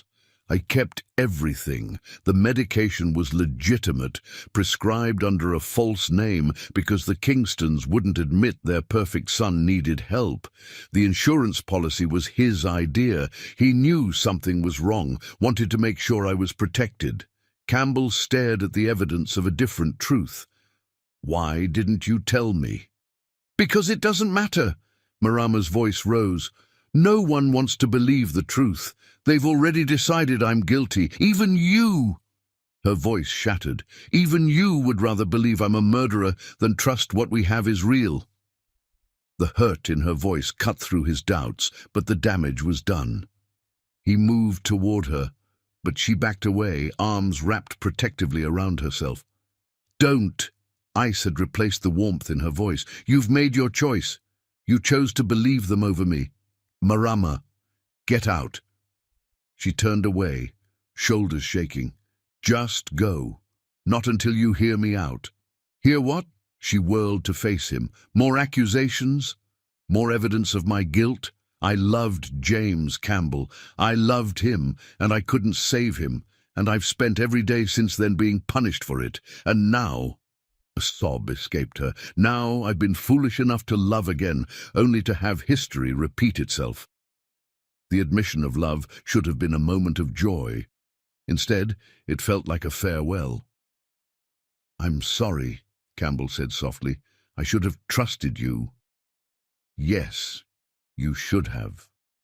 Marama straightened her spine. "Goodbye, Campbell." He wanted to argue, to pull her into his arms and kiss away her tears, but he'd broken something precious with his accusations, and no amount of apologies could fix it. Not tonight. The rain had turned to a downpour when he left. Through the window, he saw Marama sink to the floor, her body racked with sobs. Every instinct screamed at him to go back, to hold her, to beg forgiveness. Instead, he got into his car and drove away, leaving behind the woman he loved and the truth he should have believed in. In his rearview mirror, A single light burned in the mansion's window, just like that first stormy night when he'd found shelter and love in an accused widow's home. Now he'd destroyed that shelter with his own doubts, his own failure to trust. The rain fell harder, matching the tears he finally let fall. He'd gained evidence, but lost something far more precious, the trust of a woman who'd already been betrayed too many times. What he didn't know, couldn't know, was that in her silent grief, Marama was protecting more than just her broken heart. In her womb, new life was growing, a secret that would eventually bring them back together. But for now, they remained apart, separated by poison more lethal than any drug, the poison of doubt, of trust betrayed, of love wounded by suspicion. Thunder rolled across the city like nature's own accusation, while in two different locations, two hearts broke in perfect synchronization. The night grew darker, but neither found peace. Sometimes love isn't enough. Sometimes truth comes too late. And sometimes the hardest battle isn't fighting the world's accusations, it's fighting the doubts in your own heart. But this wasn't the end of their story. It was merely the darkest hour before a dawn neither could yet imagine. A dawn that would bring with it revelations, redemption, and a love strong enough to overcome any poison, even the poison of doubt. Chapter 8. Silent Goodbye. Dawn crept through Marama's studio windows, finding her exactly where she'd been all night, surrounded by the wreckage of paintings that had once told a love story. Canvas after canvas lay destroyed, slash marks through images of storms and passion and trust. Only one piece remained untouched, her first painting after meeting Campbell, the stormy seascape with its piercing light. Her hand gripped the knife, hovering over this last testament to their love. A wave of nausea hit her suddenly, and the blade clattered to the floor. Morning sickness, she realized distantly, though she hadn't confirmed her suspicions yet. Another secret to carry, another reason to run. "Mi hija?" Mrs. Rodriguez's voice carried concern as she entered the studio. "What have you done?" Marama didn't turn around, still staring at the surviving painting. "Erasing mistakes. Just like last time." "No." The older woman's footsteps crunched over broken frames. "Last time you were hiding, this time you're running. Is there a difference?" "See." Mrs. Rodriguez touched her shoulder gently. "Hiding is what prey does. Running is what survivors do. Which are you?" The question hung in the air as Marama finally turned to face her oldest friend. In the morning light, tear tracks silvered her cheeks, but her eyes held steel. "I survived James's death," she said quietly. "I survived their accusations, their hatred, their attempts to destroy me. But this—" her hand pressed unconsciously against her still flat stomach. "I won't survive watching Campbell's love turn to suspicion as I grow bigger with his child. I won't let another baby be born into whispers and doubt." Mrs. Rodriguez's sharp intake of breath confirmed she understood. "You're certain?" "Certain enough to know I need to leave before he finds out. Before anyone finds out." Marama moved to the window, watching the city wake up. "I won't have my child grow up wondering if their mother is a murderer. He would support you." "Would he?" Marama's laugh was bitter. "He couldn't even trust me about James's death. How long before he starts wondering if I'm trapping him? How long before he starts investigating every move I make, questioning every decision about his child?" The sound of tires on gravel made them both tense. Through the window, they watched Campbell's Rolls-Royce approach the mansion, then turn away at the gates. He'd been doing this all night, driving by but never entering, as if waging his own battle between doubt and love. "At least tell him about the baby," Mrs. Rodriguez pleaded. "No." Marama's voice was final. "Not until I know if I'm keeping it. Not until I decide if I'm strong enough to be a single mother with a ruined reputation." She moved through the studio, gathering supplies, paints, brushes, the tools of her trade. These she wouldn't leave behind. Art had saved her once. It would save her again. "Where will you go?" "Don't ask me that."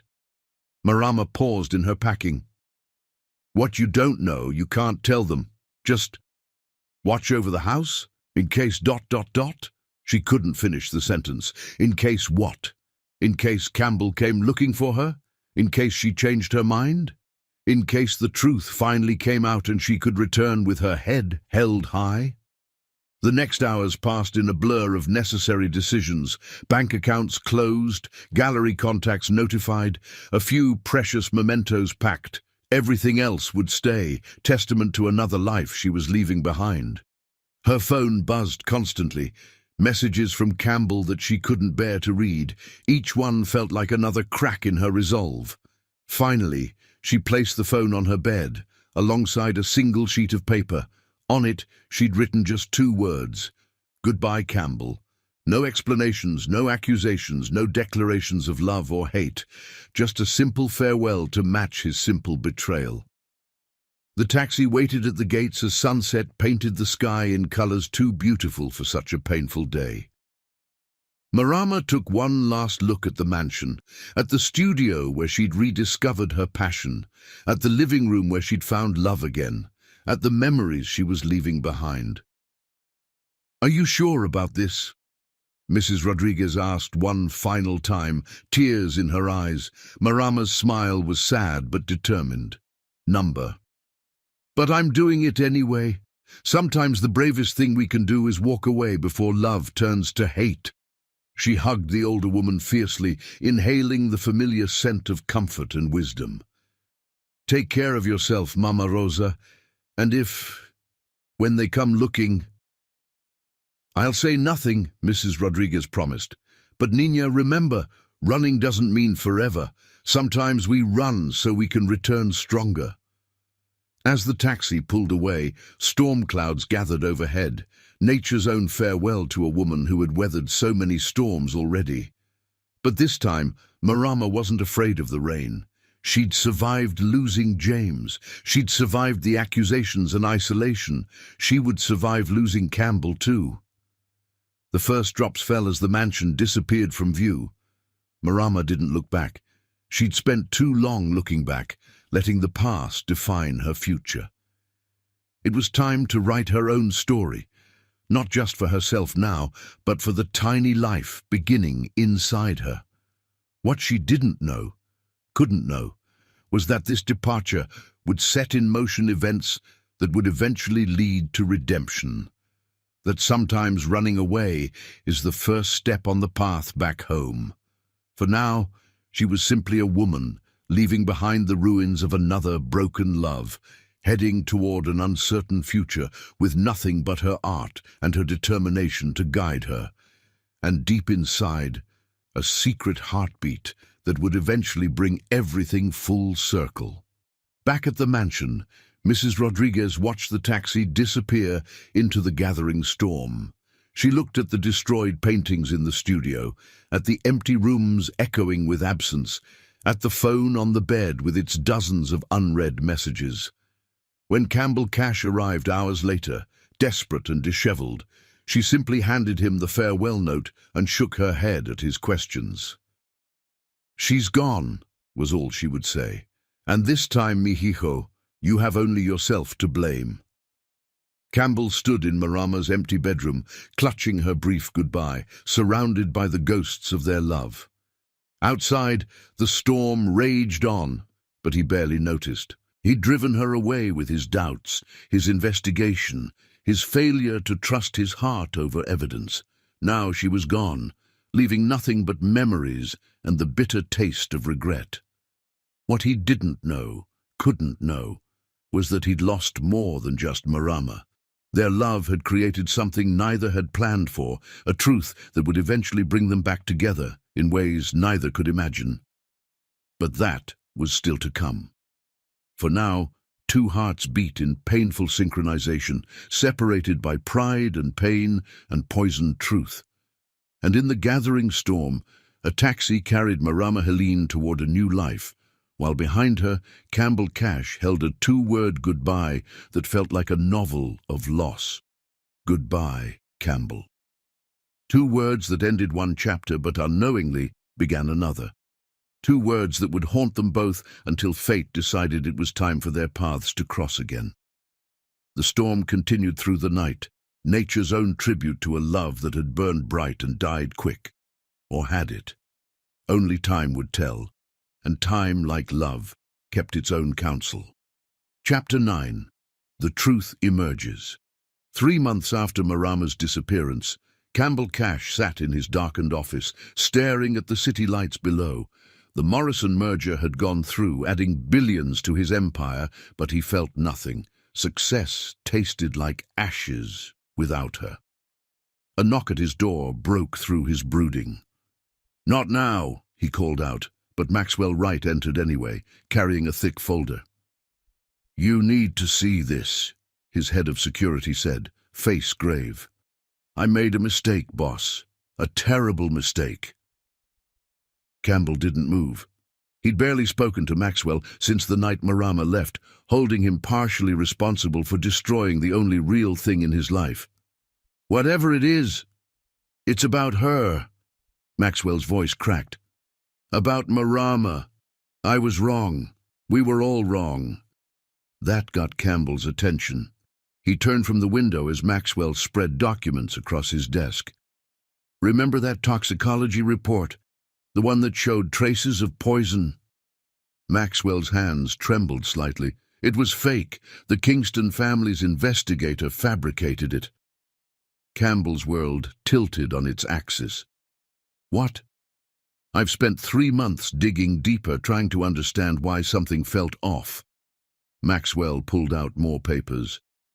"The original report shows exactly what the police said. James Kingston died of natural causes, a genetic heart condition that runs in the family. The pharmacy photo was real, but not what we thought." Another document appeared. "I found the prescription records. James had been seeing a doctor secretly, against his family's wishes. The medication was legitimate, prescribed for chest pain." Campbell's hands clenched on his desk. "Why are you telling me this now?" "Because I found something else." Maxwell's voice dropped. "The Kingston family knew. They knew about James's heart condition, about the family history of cardiac problems. They knew Marama was innocent. Then why?" Campbell stood, rage building. "Why destroy her reputation? Why accuse her of murder?" "Pride." Maxwell spread out newspaper clippings. "The Kingstons have been hiding their genetic heart condition for generations. If it became public knowledge that James died from it, their carefully constructed image of genetic superiority would crumble. Better to blame the wife than admit their perfect bloodline was flawed." Campbell stared at the evidence of Marama's innocence. All this time, all these months of missing her, hating himself for doubting her. "Does she know?" "No one knows where she is." Maxwell hesitated. "But there's more." "More? What else could there possibly be?" "I found these in the Kingston family's private records." He pulled out medical files. James had been trying to get his family to acknowledge the heart condition for years. He knew he was at risk. That's why he pushed for such a quick wedding with Marama. "I don't understand." "He loved her, yes, but he also wanted to marry before—" Maxwell swallowed hard. "Before the condition could take him. He wanted her protected, provided for. The insurance policy wasn't her idea. It was his last attempt to take care of her." Campbell sank back into his chair, overwhelmed by the truth. He doubted her, accused her, driven her away, and all along she'd been innocent. Worse, she'd been a victim of the Kingston family's pride and manipulation. "Find her!" His voice was rough with emotion. "Whatever it takes, find her." "Already working on it." Maxwell pulled out one final document. "She closed all her accounts here, but I traced a wire transfer to a small gallery in Paris. She's been selling paintings under a different name." Hope flared in Campbell's chest. "What name?" "Helena James, using her middle name and James's first name." Campbell was already reaching for his phone, calling his pilot. "Get the jet ready. Now, boss." Maxwell caught his arm. "There's something else you should know. Something about Isabella Kingston." "What about her?" "She's been receiving large payments from a private account. Payments that started right after James's death." Maxwell's expression was grim. "I think she was part of the conspiracy to blame Marama. She knew her brother had a heart condition, knew Marama was innocent, but helped spread the murder accusations anyway." Campbell's rage threatened to overwhelm him. "Why? Inheritance." Another document appeared. If Marama was convicted of James's murder, or even just driven away by the accusations, the Kingston fortune would pass to Isabella instead. The pieces fell into place. The vicious accusations, the faked evidence, the constant attacks on Marama's character. It had all been a calculated plan to protect the family's reputation and secure Isabella's inheritance. "Get me everything," Campbell ordered. "Every document, every piece of evidence. I want the whole truth." "Already done." Maxwell handed over a USB drive. "Everything's here, the real medical records, the fake toxicology report, the money transfers to Isabella, all of it." Campbell stared at the small device that held the key to clearing Marama's name. "Make it public. All of it. The Kingston family will fight back. Let them." Campbell's voice was steel. "They destroyed an innocent woman's life to protect their pride and greed. It's time they faced the consequences." As Maxwell left to set things in motion, Campbell turned back to the city lights. Somewhere out there, Marama was building a new life, probably still believing he had betrayed her trust. The thought was unbearable. His phone buzzed, the pilot confirming the jet would be ready in an hour. Paris. She was in Paris, using a name that honored both her past and her lost love. The symbolism wasn't lost on him. Campbell pulled out the farewell note he still carried everywhere, 2 words that had haunted him for months. "Goodbye, Campbell." "Not goodbye," he promised silently. "Not this time." In his mind, he could see her that last morning, destroying her paintings in a fit of pain and betrayal. He destroyed something far more precious, her trust, her love, their future together. But now he had the truth. Now he could prove what his heart should have known all along, that Marama was innocent, that their love had been real, that his doubts had been planted by those with darker motives. The question was, would it be enough? Would she forgive him for failing to trust his heart over manufactured evidence? Would she give him a chance to make amends? There was only one way to find out. As his car sped toward the private airport, Campbell reviewed the evidence again. Each document showed not just Marama's innocence, but the depth of the conspiracy against her. The Kingston family's desperation to hide their genetic flaw had nearly destroyed an innocent woman's life. His pilot met him at the plane. "Weather's clear to Paris, sir. We can be there in 8 hours." 8 hours. After 3 months of emptiness, 8 hours seemed both an eternity and no time at all. As the jet took off into the night sky, Campbell thought about second chances and redemption. He'd built his empire on being right about people and situations, on trusting his instincts in business. But when it mattered most, with the woman he loved, he'd let doubt override his heart. Now he had to hope it wasn't too late to make things right. What he didn't know, couldn't know, was that fate had already ensured their paths would cross again. In Paris, Marama was about to discover something that would change everything. But that was still to come. For now, Campbell Cash flew toward the City of Light, carrying truth like a torch to illuminate the darkness he'd helped create. Whether that light would be enough to rekindle what they'd lost remained to be seen. The truth had finally emerged. The question was, what would they build from its ashes? As his plane crossed the Atlantic, Campbell made silent promises to the woman he loved, promises of trust, of faith, of a love strong enough to overcome any doubt. Whether she would give him the chance to keep those promises was another matter entirely. The truth had finally emerged. Now it was time to see if love could do the same. Chapter 10. Crisis Point. Paris in autumn painted the city in shades of gold and amber. Campbell stood outside a small gallery in Montmartre, staring at a familiar signature on the canvas displayed in the window. She'd changed the style slightly, but he'd know her brushstrokes anywhere. Bold, passionate, full of barely contained emotion. "Monsieur Cash?" The gallery owner approached, recognition in her eyes. "We've been expecting you." Campbell turned, surprised. "You have?" "Oui. Mademoiselle Helena called from the hospital. She said you might come." His heart stopped. "Hospital? Which hospital?" "Saint-Antoine. She was taken there this morning after—" The woman hesitated. "Perhaps you should go to her." Campbell was already moving, phone out to call his driver. The short drive to the hospital felt endless, his mind racing with possibilities. Was she hurt? Ill? Had something happened to make her reach out after all this time? At the hospital, he found himself directed to the maternity ward. The realization hit him like a physical blow.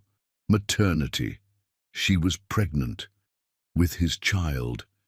He found her in a private room, standing by the window with one hand pressed against the glass, the other resting on her clearly visible bump.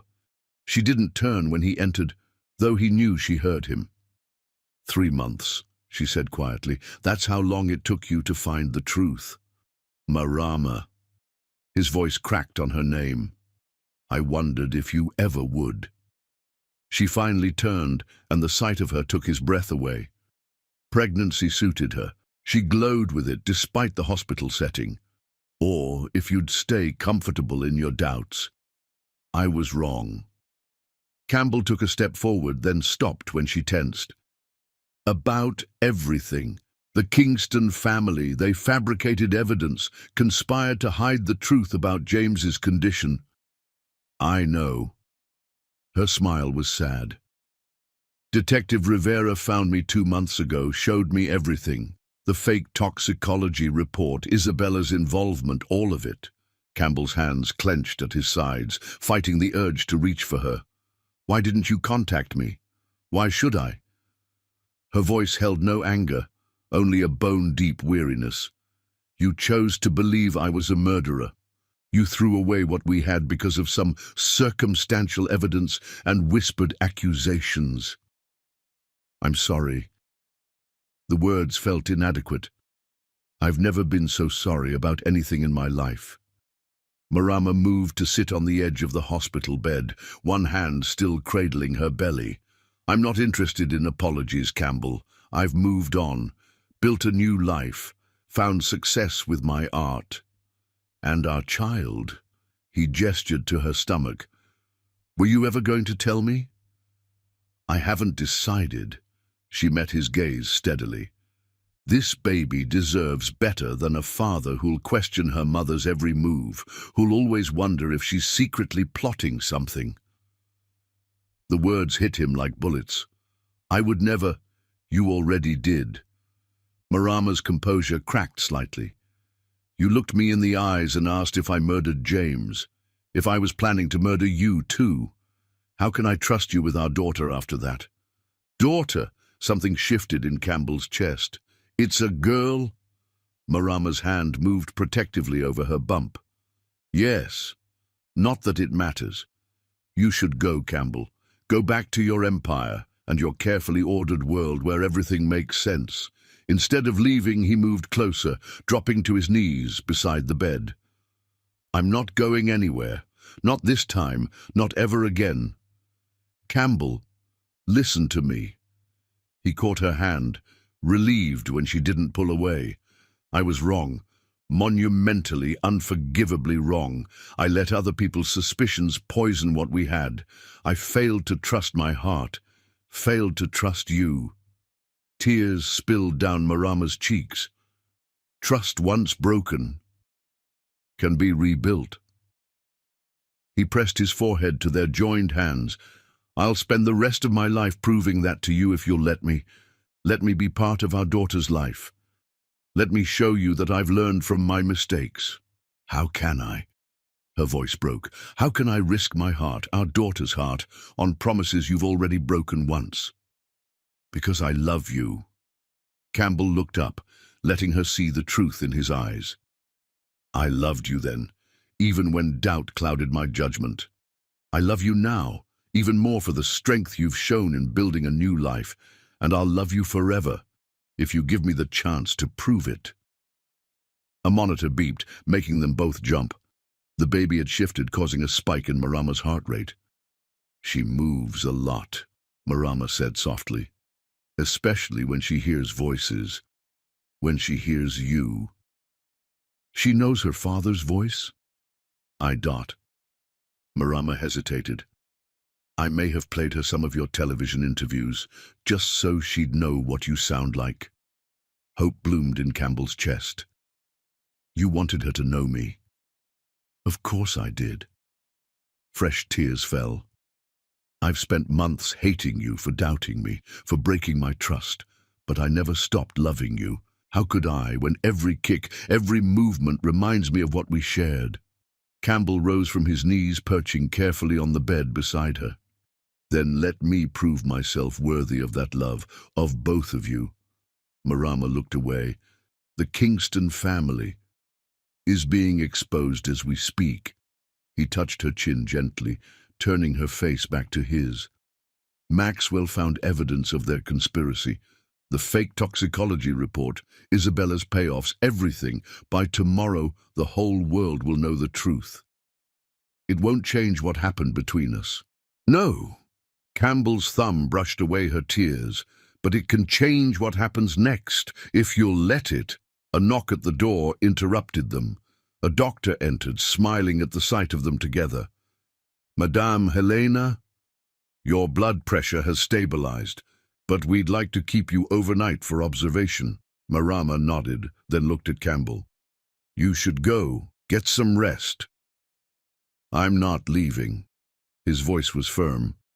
"I've spent 3 months without you. I won't waste another minute." After the doctor left, silence fell between them. Outside the window, Paris sparkled in the gathering dusk, the Eiffel Tower lighting up like a beacon of hope. "Tell me about her," Campbell said finally. "About our daughter." Something softened in Marama's expression. "She's active, strong. The doctors say she's perfectly healthy. I've been painting her nursery with clouds and stars." As she talked, Campbell watched the way her whole face lit up. This was a different Marama from the wounded woman he'd driven away 3 months ago. Motherhood had given her a new strength, a fierce determination he found breathtaking. "I want to be part of this," he said when she finished. "Part of her life, part of yours, if you'll have me." "It won't be easy." Marama's hand found his. "Trust takes time to rebuild." "We have time." Campbell's fingers intertwined with hers. "We have the rest of our lives." Their eyes met, and for a moment the past 3 months fell away. All the pain, all the doubt, all the accusations, none of it mattered compared to the miracle growing between them. "Stay tonight," Marama said softly. "Just stay. We can figure out the rest tomorrow." Campbell brought their joined hands to his lips. Tomorrow, and all the tomorrows after. Outside, Paris continued its eternal dance of light and shadow. Inside the hospital room, 2 hearts began the slow process of healing, while between them their daughter kicked, as if reminding them that love, like life, finds a way to persist even in the darkest times. It wasn't forgiveness, not yet. But it was a beginning. And sometimes, beginnings are all you need to rewrite an ending. The crisis point had passed. Now came the harder part, rebuilding what they'd lost, one careful piece at a time. But as Marama drifted off to sleep, her hand still clasped in Campbell's, both felt something they hadn't expected to find again. Hope. Hope for tomorrow. Hope for their daughter.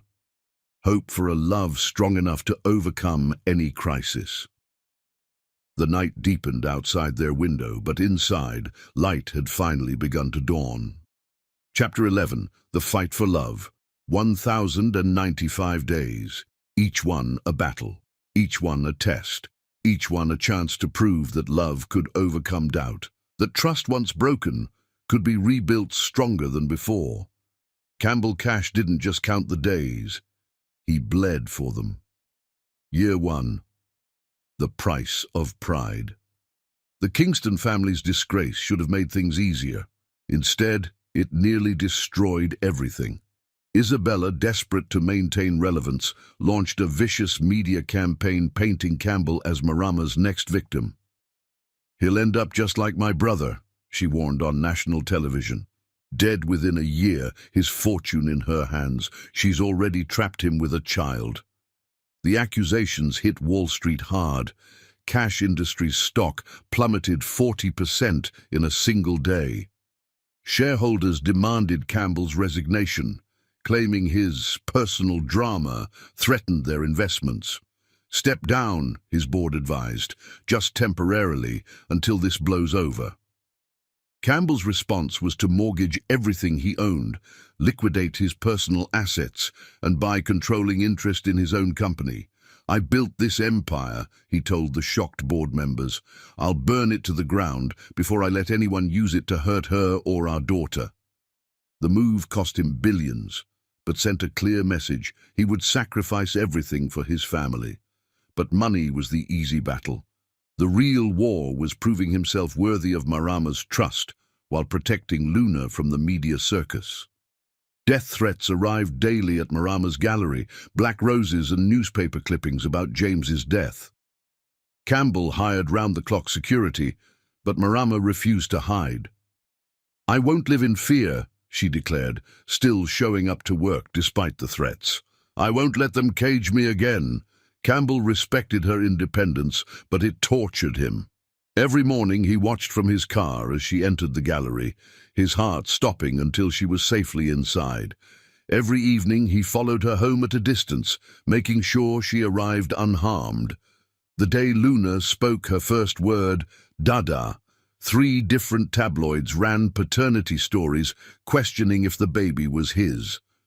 Campbell responded by having a DNA test done immediately, not because he doubted, but to silence the whispers before they could reach Luna's innocent ears. "You didn't have to do that," Marama said when he showed her the results.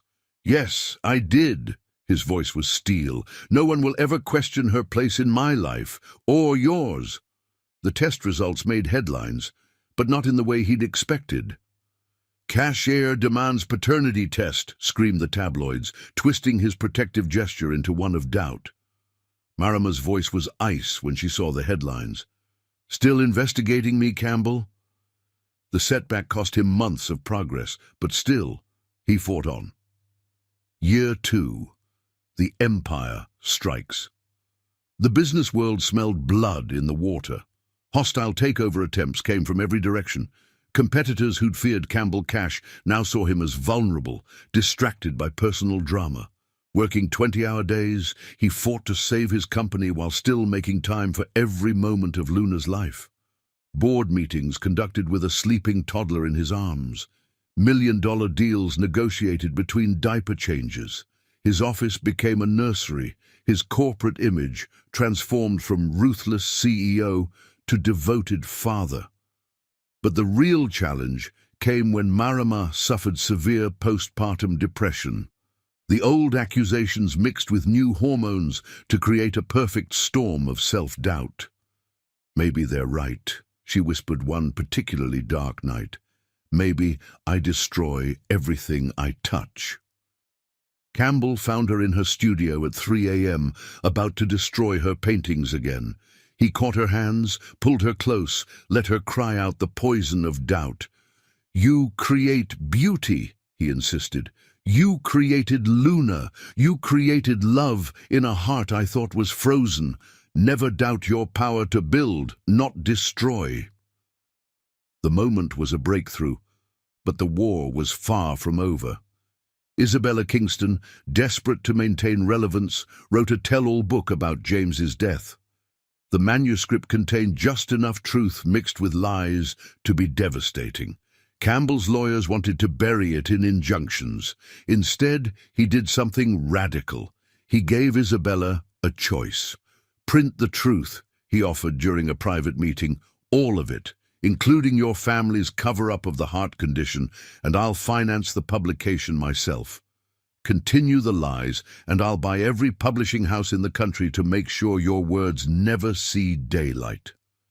Isabella chose truth, though her version painted her as another victim of family pride. The book actually helped, bringing closure to whispers that had festered too long. But the greatest battles weren't public. They were private, intimate moments of trust, rebuilt one painful brick at a time. The first time Marama called him for help with Luna's fever, choosing to trust him in a crisis. The first time she let him stay over, just to talk, both aware of the bed they weren't sharing. The first time she showed him a new painting before it was finished, making herself vulnerable to his opinion. Year 3. The final test. Just when progress seemed certain, disaster struck. A young socialite claimed Campbell had fathered her child, producing doctored photos and fake texts as evidence. The scandal exploded just as Marama had begun to fully trust again.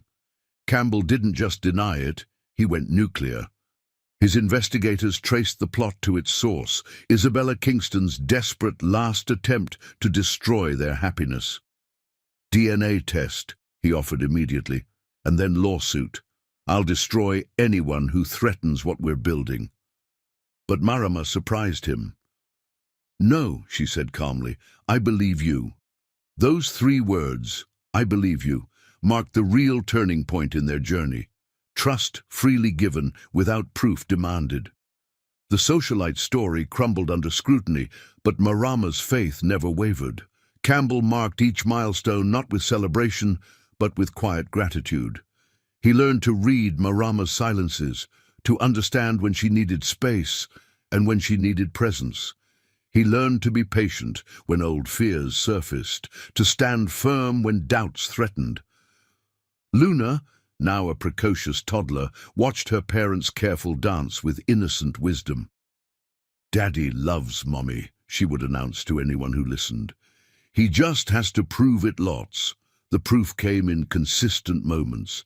Never missing a promise, no matter how small, showing up unannounced with soup when Marama had a cold, defending her publicly while respecting her privacy, learning when to fight her battles and when to let her fight them herself.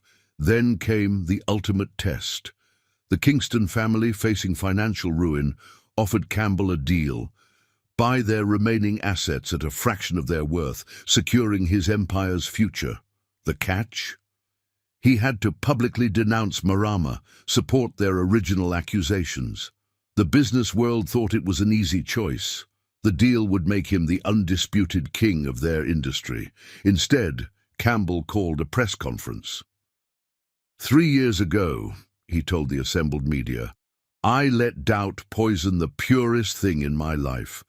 I chose evidence over heart, suspicion over trust. That mistake cost me the woman I love and nearly cost me my daughter. I've spent every day since then proving that love is stronger than doubt, that trust once broken can be rebuilt. He turned to face the cameras directly. To the Kingston family I say this, keep your empire. I've built something far more valuable, a family based on trust and truth. I choose them. I will always choose them. The next morning, he found Marama in her studio, working on an unusual piece. Instead of her typical oils, she used mixed media, print articles about James's death, Isabella's accusations, the DNA results, all woven into a phoenix rising from ashes. It's us, she explained, adding golden threads through the darkness. All of it, the pain, the growth, the healing. I couldn't have created this 3 years ago. It's beautiful, Campbell said softly, like you, like our journey. Marama turned to face him, paint smudged across her cheek, just like that first stormy night. 3 years of fighting for us. Was it worth it? Campbell's answer was to kneel, not with a ring, but with truth. Every second, every battle, every moment of doubt overcome by choice and faith. I'll spend the next 30 years proving it if you'll let me. I don't need more proof. Marama pulled him up into her arms. I need my partner, my daughter's father, my love. Their kiss tasted of paint and promises, of battles won and lessons learned. When they broke apart, both were crying. Marry me, they said simultaneously, then laughed through their tears.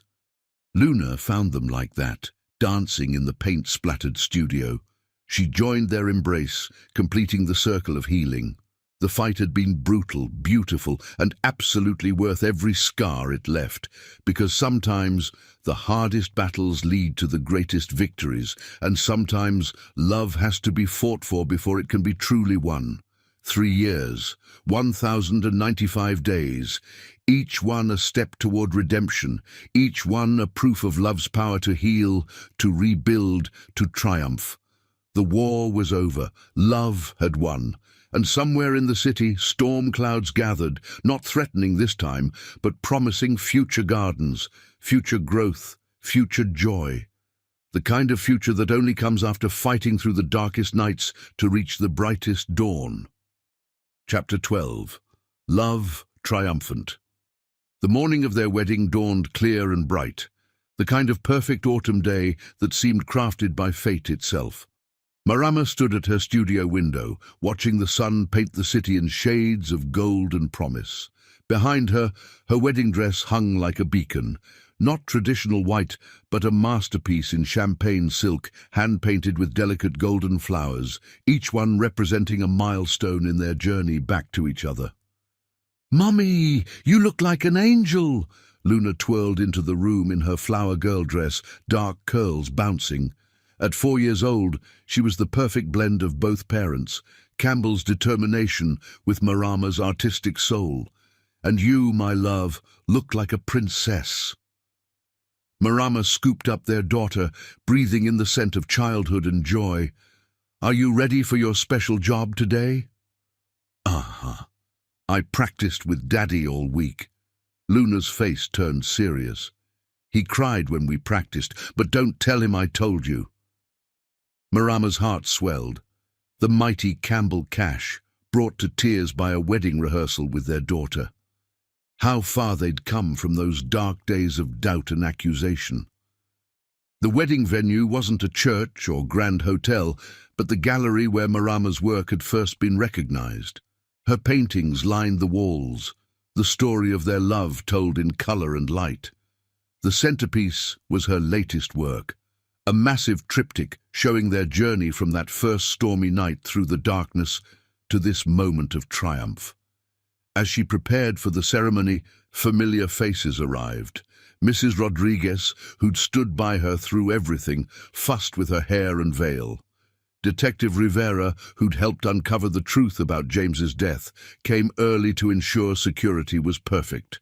Even Maxwell Wright, Campbell's head of security, who'd once doubted her, arrived with a gift, the original file that had started their troubles, now sealed with a golden ribbon. "A reminder," he said gruffly, "that truth always comes to light." The Kingston family's fall from grace had been complete. Isabella's tell-all book had exposed generations of lies, not just about James's death, but about the family's carefully constructed image. She'd tried to crash the wedding preparations the day before, but Campbell's security had quietly removed her. "Some people," Campbell had said afterward, holding Marama close, "never learn that love is stronger than hate."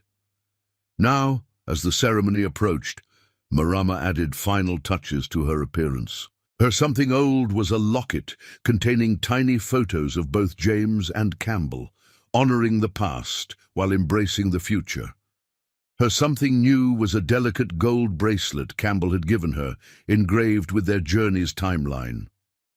Something borrowed came from Mrs. Rodriguez, a pair of pearl earrings that had seen 3 generations of love stories, and something blue. The sapphire ring that had started their original romance, now reset as a right-hand reminder of lessons learned. "It's time," Mrs. Rodriguez announced, tears in her eyes. "He's waiting." The gallery had been transformed. Hundreds of candles created an intimate glow, while strategic fairy lights twinkled like stars. The aisle was lined not with traditional flowers, but with easels, each holding a small painting depicting moments from their story: the storm, the accusations, the reunion in Paris, Luna's birth, the long journey of redemption. Music swelled, not the wedding march, but a specially composed piece that wove together classical romance with contemporary hope. Luna went first, scattering not rose petals, but tiny golden stars that caught the light like captured wishes. Then Marama began her walk, and the world seemed to hold its breath. Campbell stood at the end of the aisle, looking more vulnerable than he ever had in any boardroom. When he saw her, his careful composure cracked. Tears flowed freely down his cheeks as she approached, each step bringing them closer to their hard-won happiness. Their vows weren't traditional. How could they be, when their path had been anything but? "I choose you," Campbell said, voice rough with emotion. Not blindly, not with naive trust, but with eyes and heart wide open. "I choose you because I've seen both our darkness and our light, and I know that together we shine brighter than any storm can shadow." Marama's response came straight from her artist's soul. "I paint you into every dream, every hope, every moment of my future. You're the color in my world, the light that turns survival into living. I choose you not despite our scars, but because of how we've healed them together."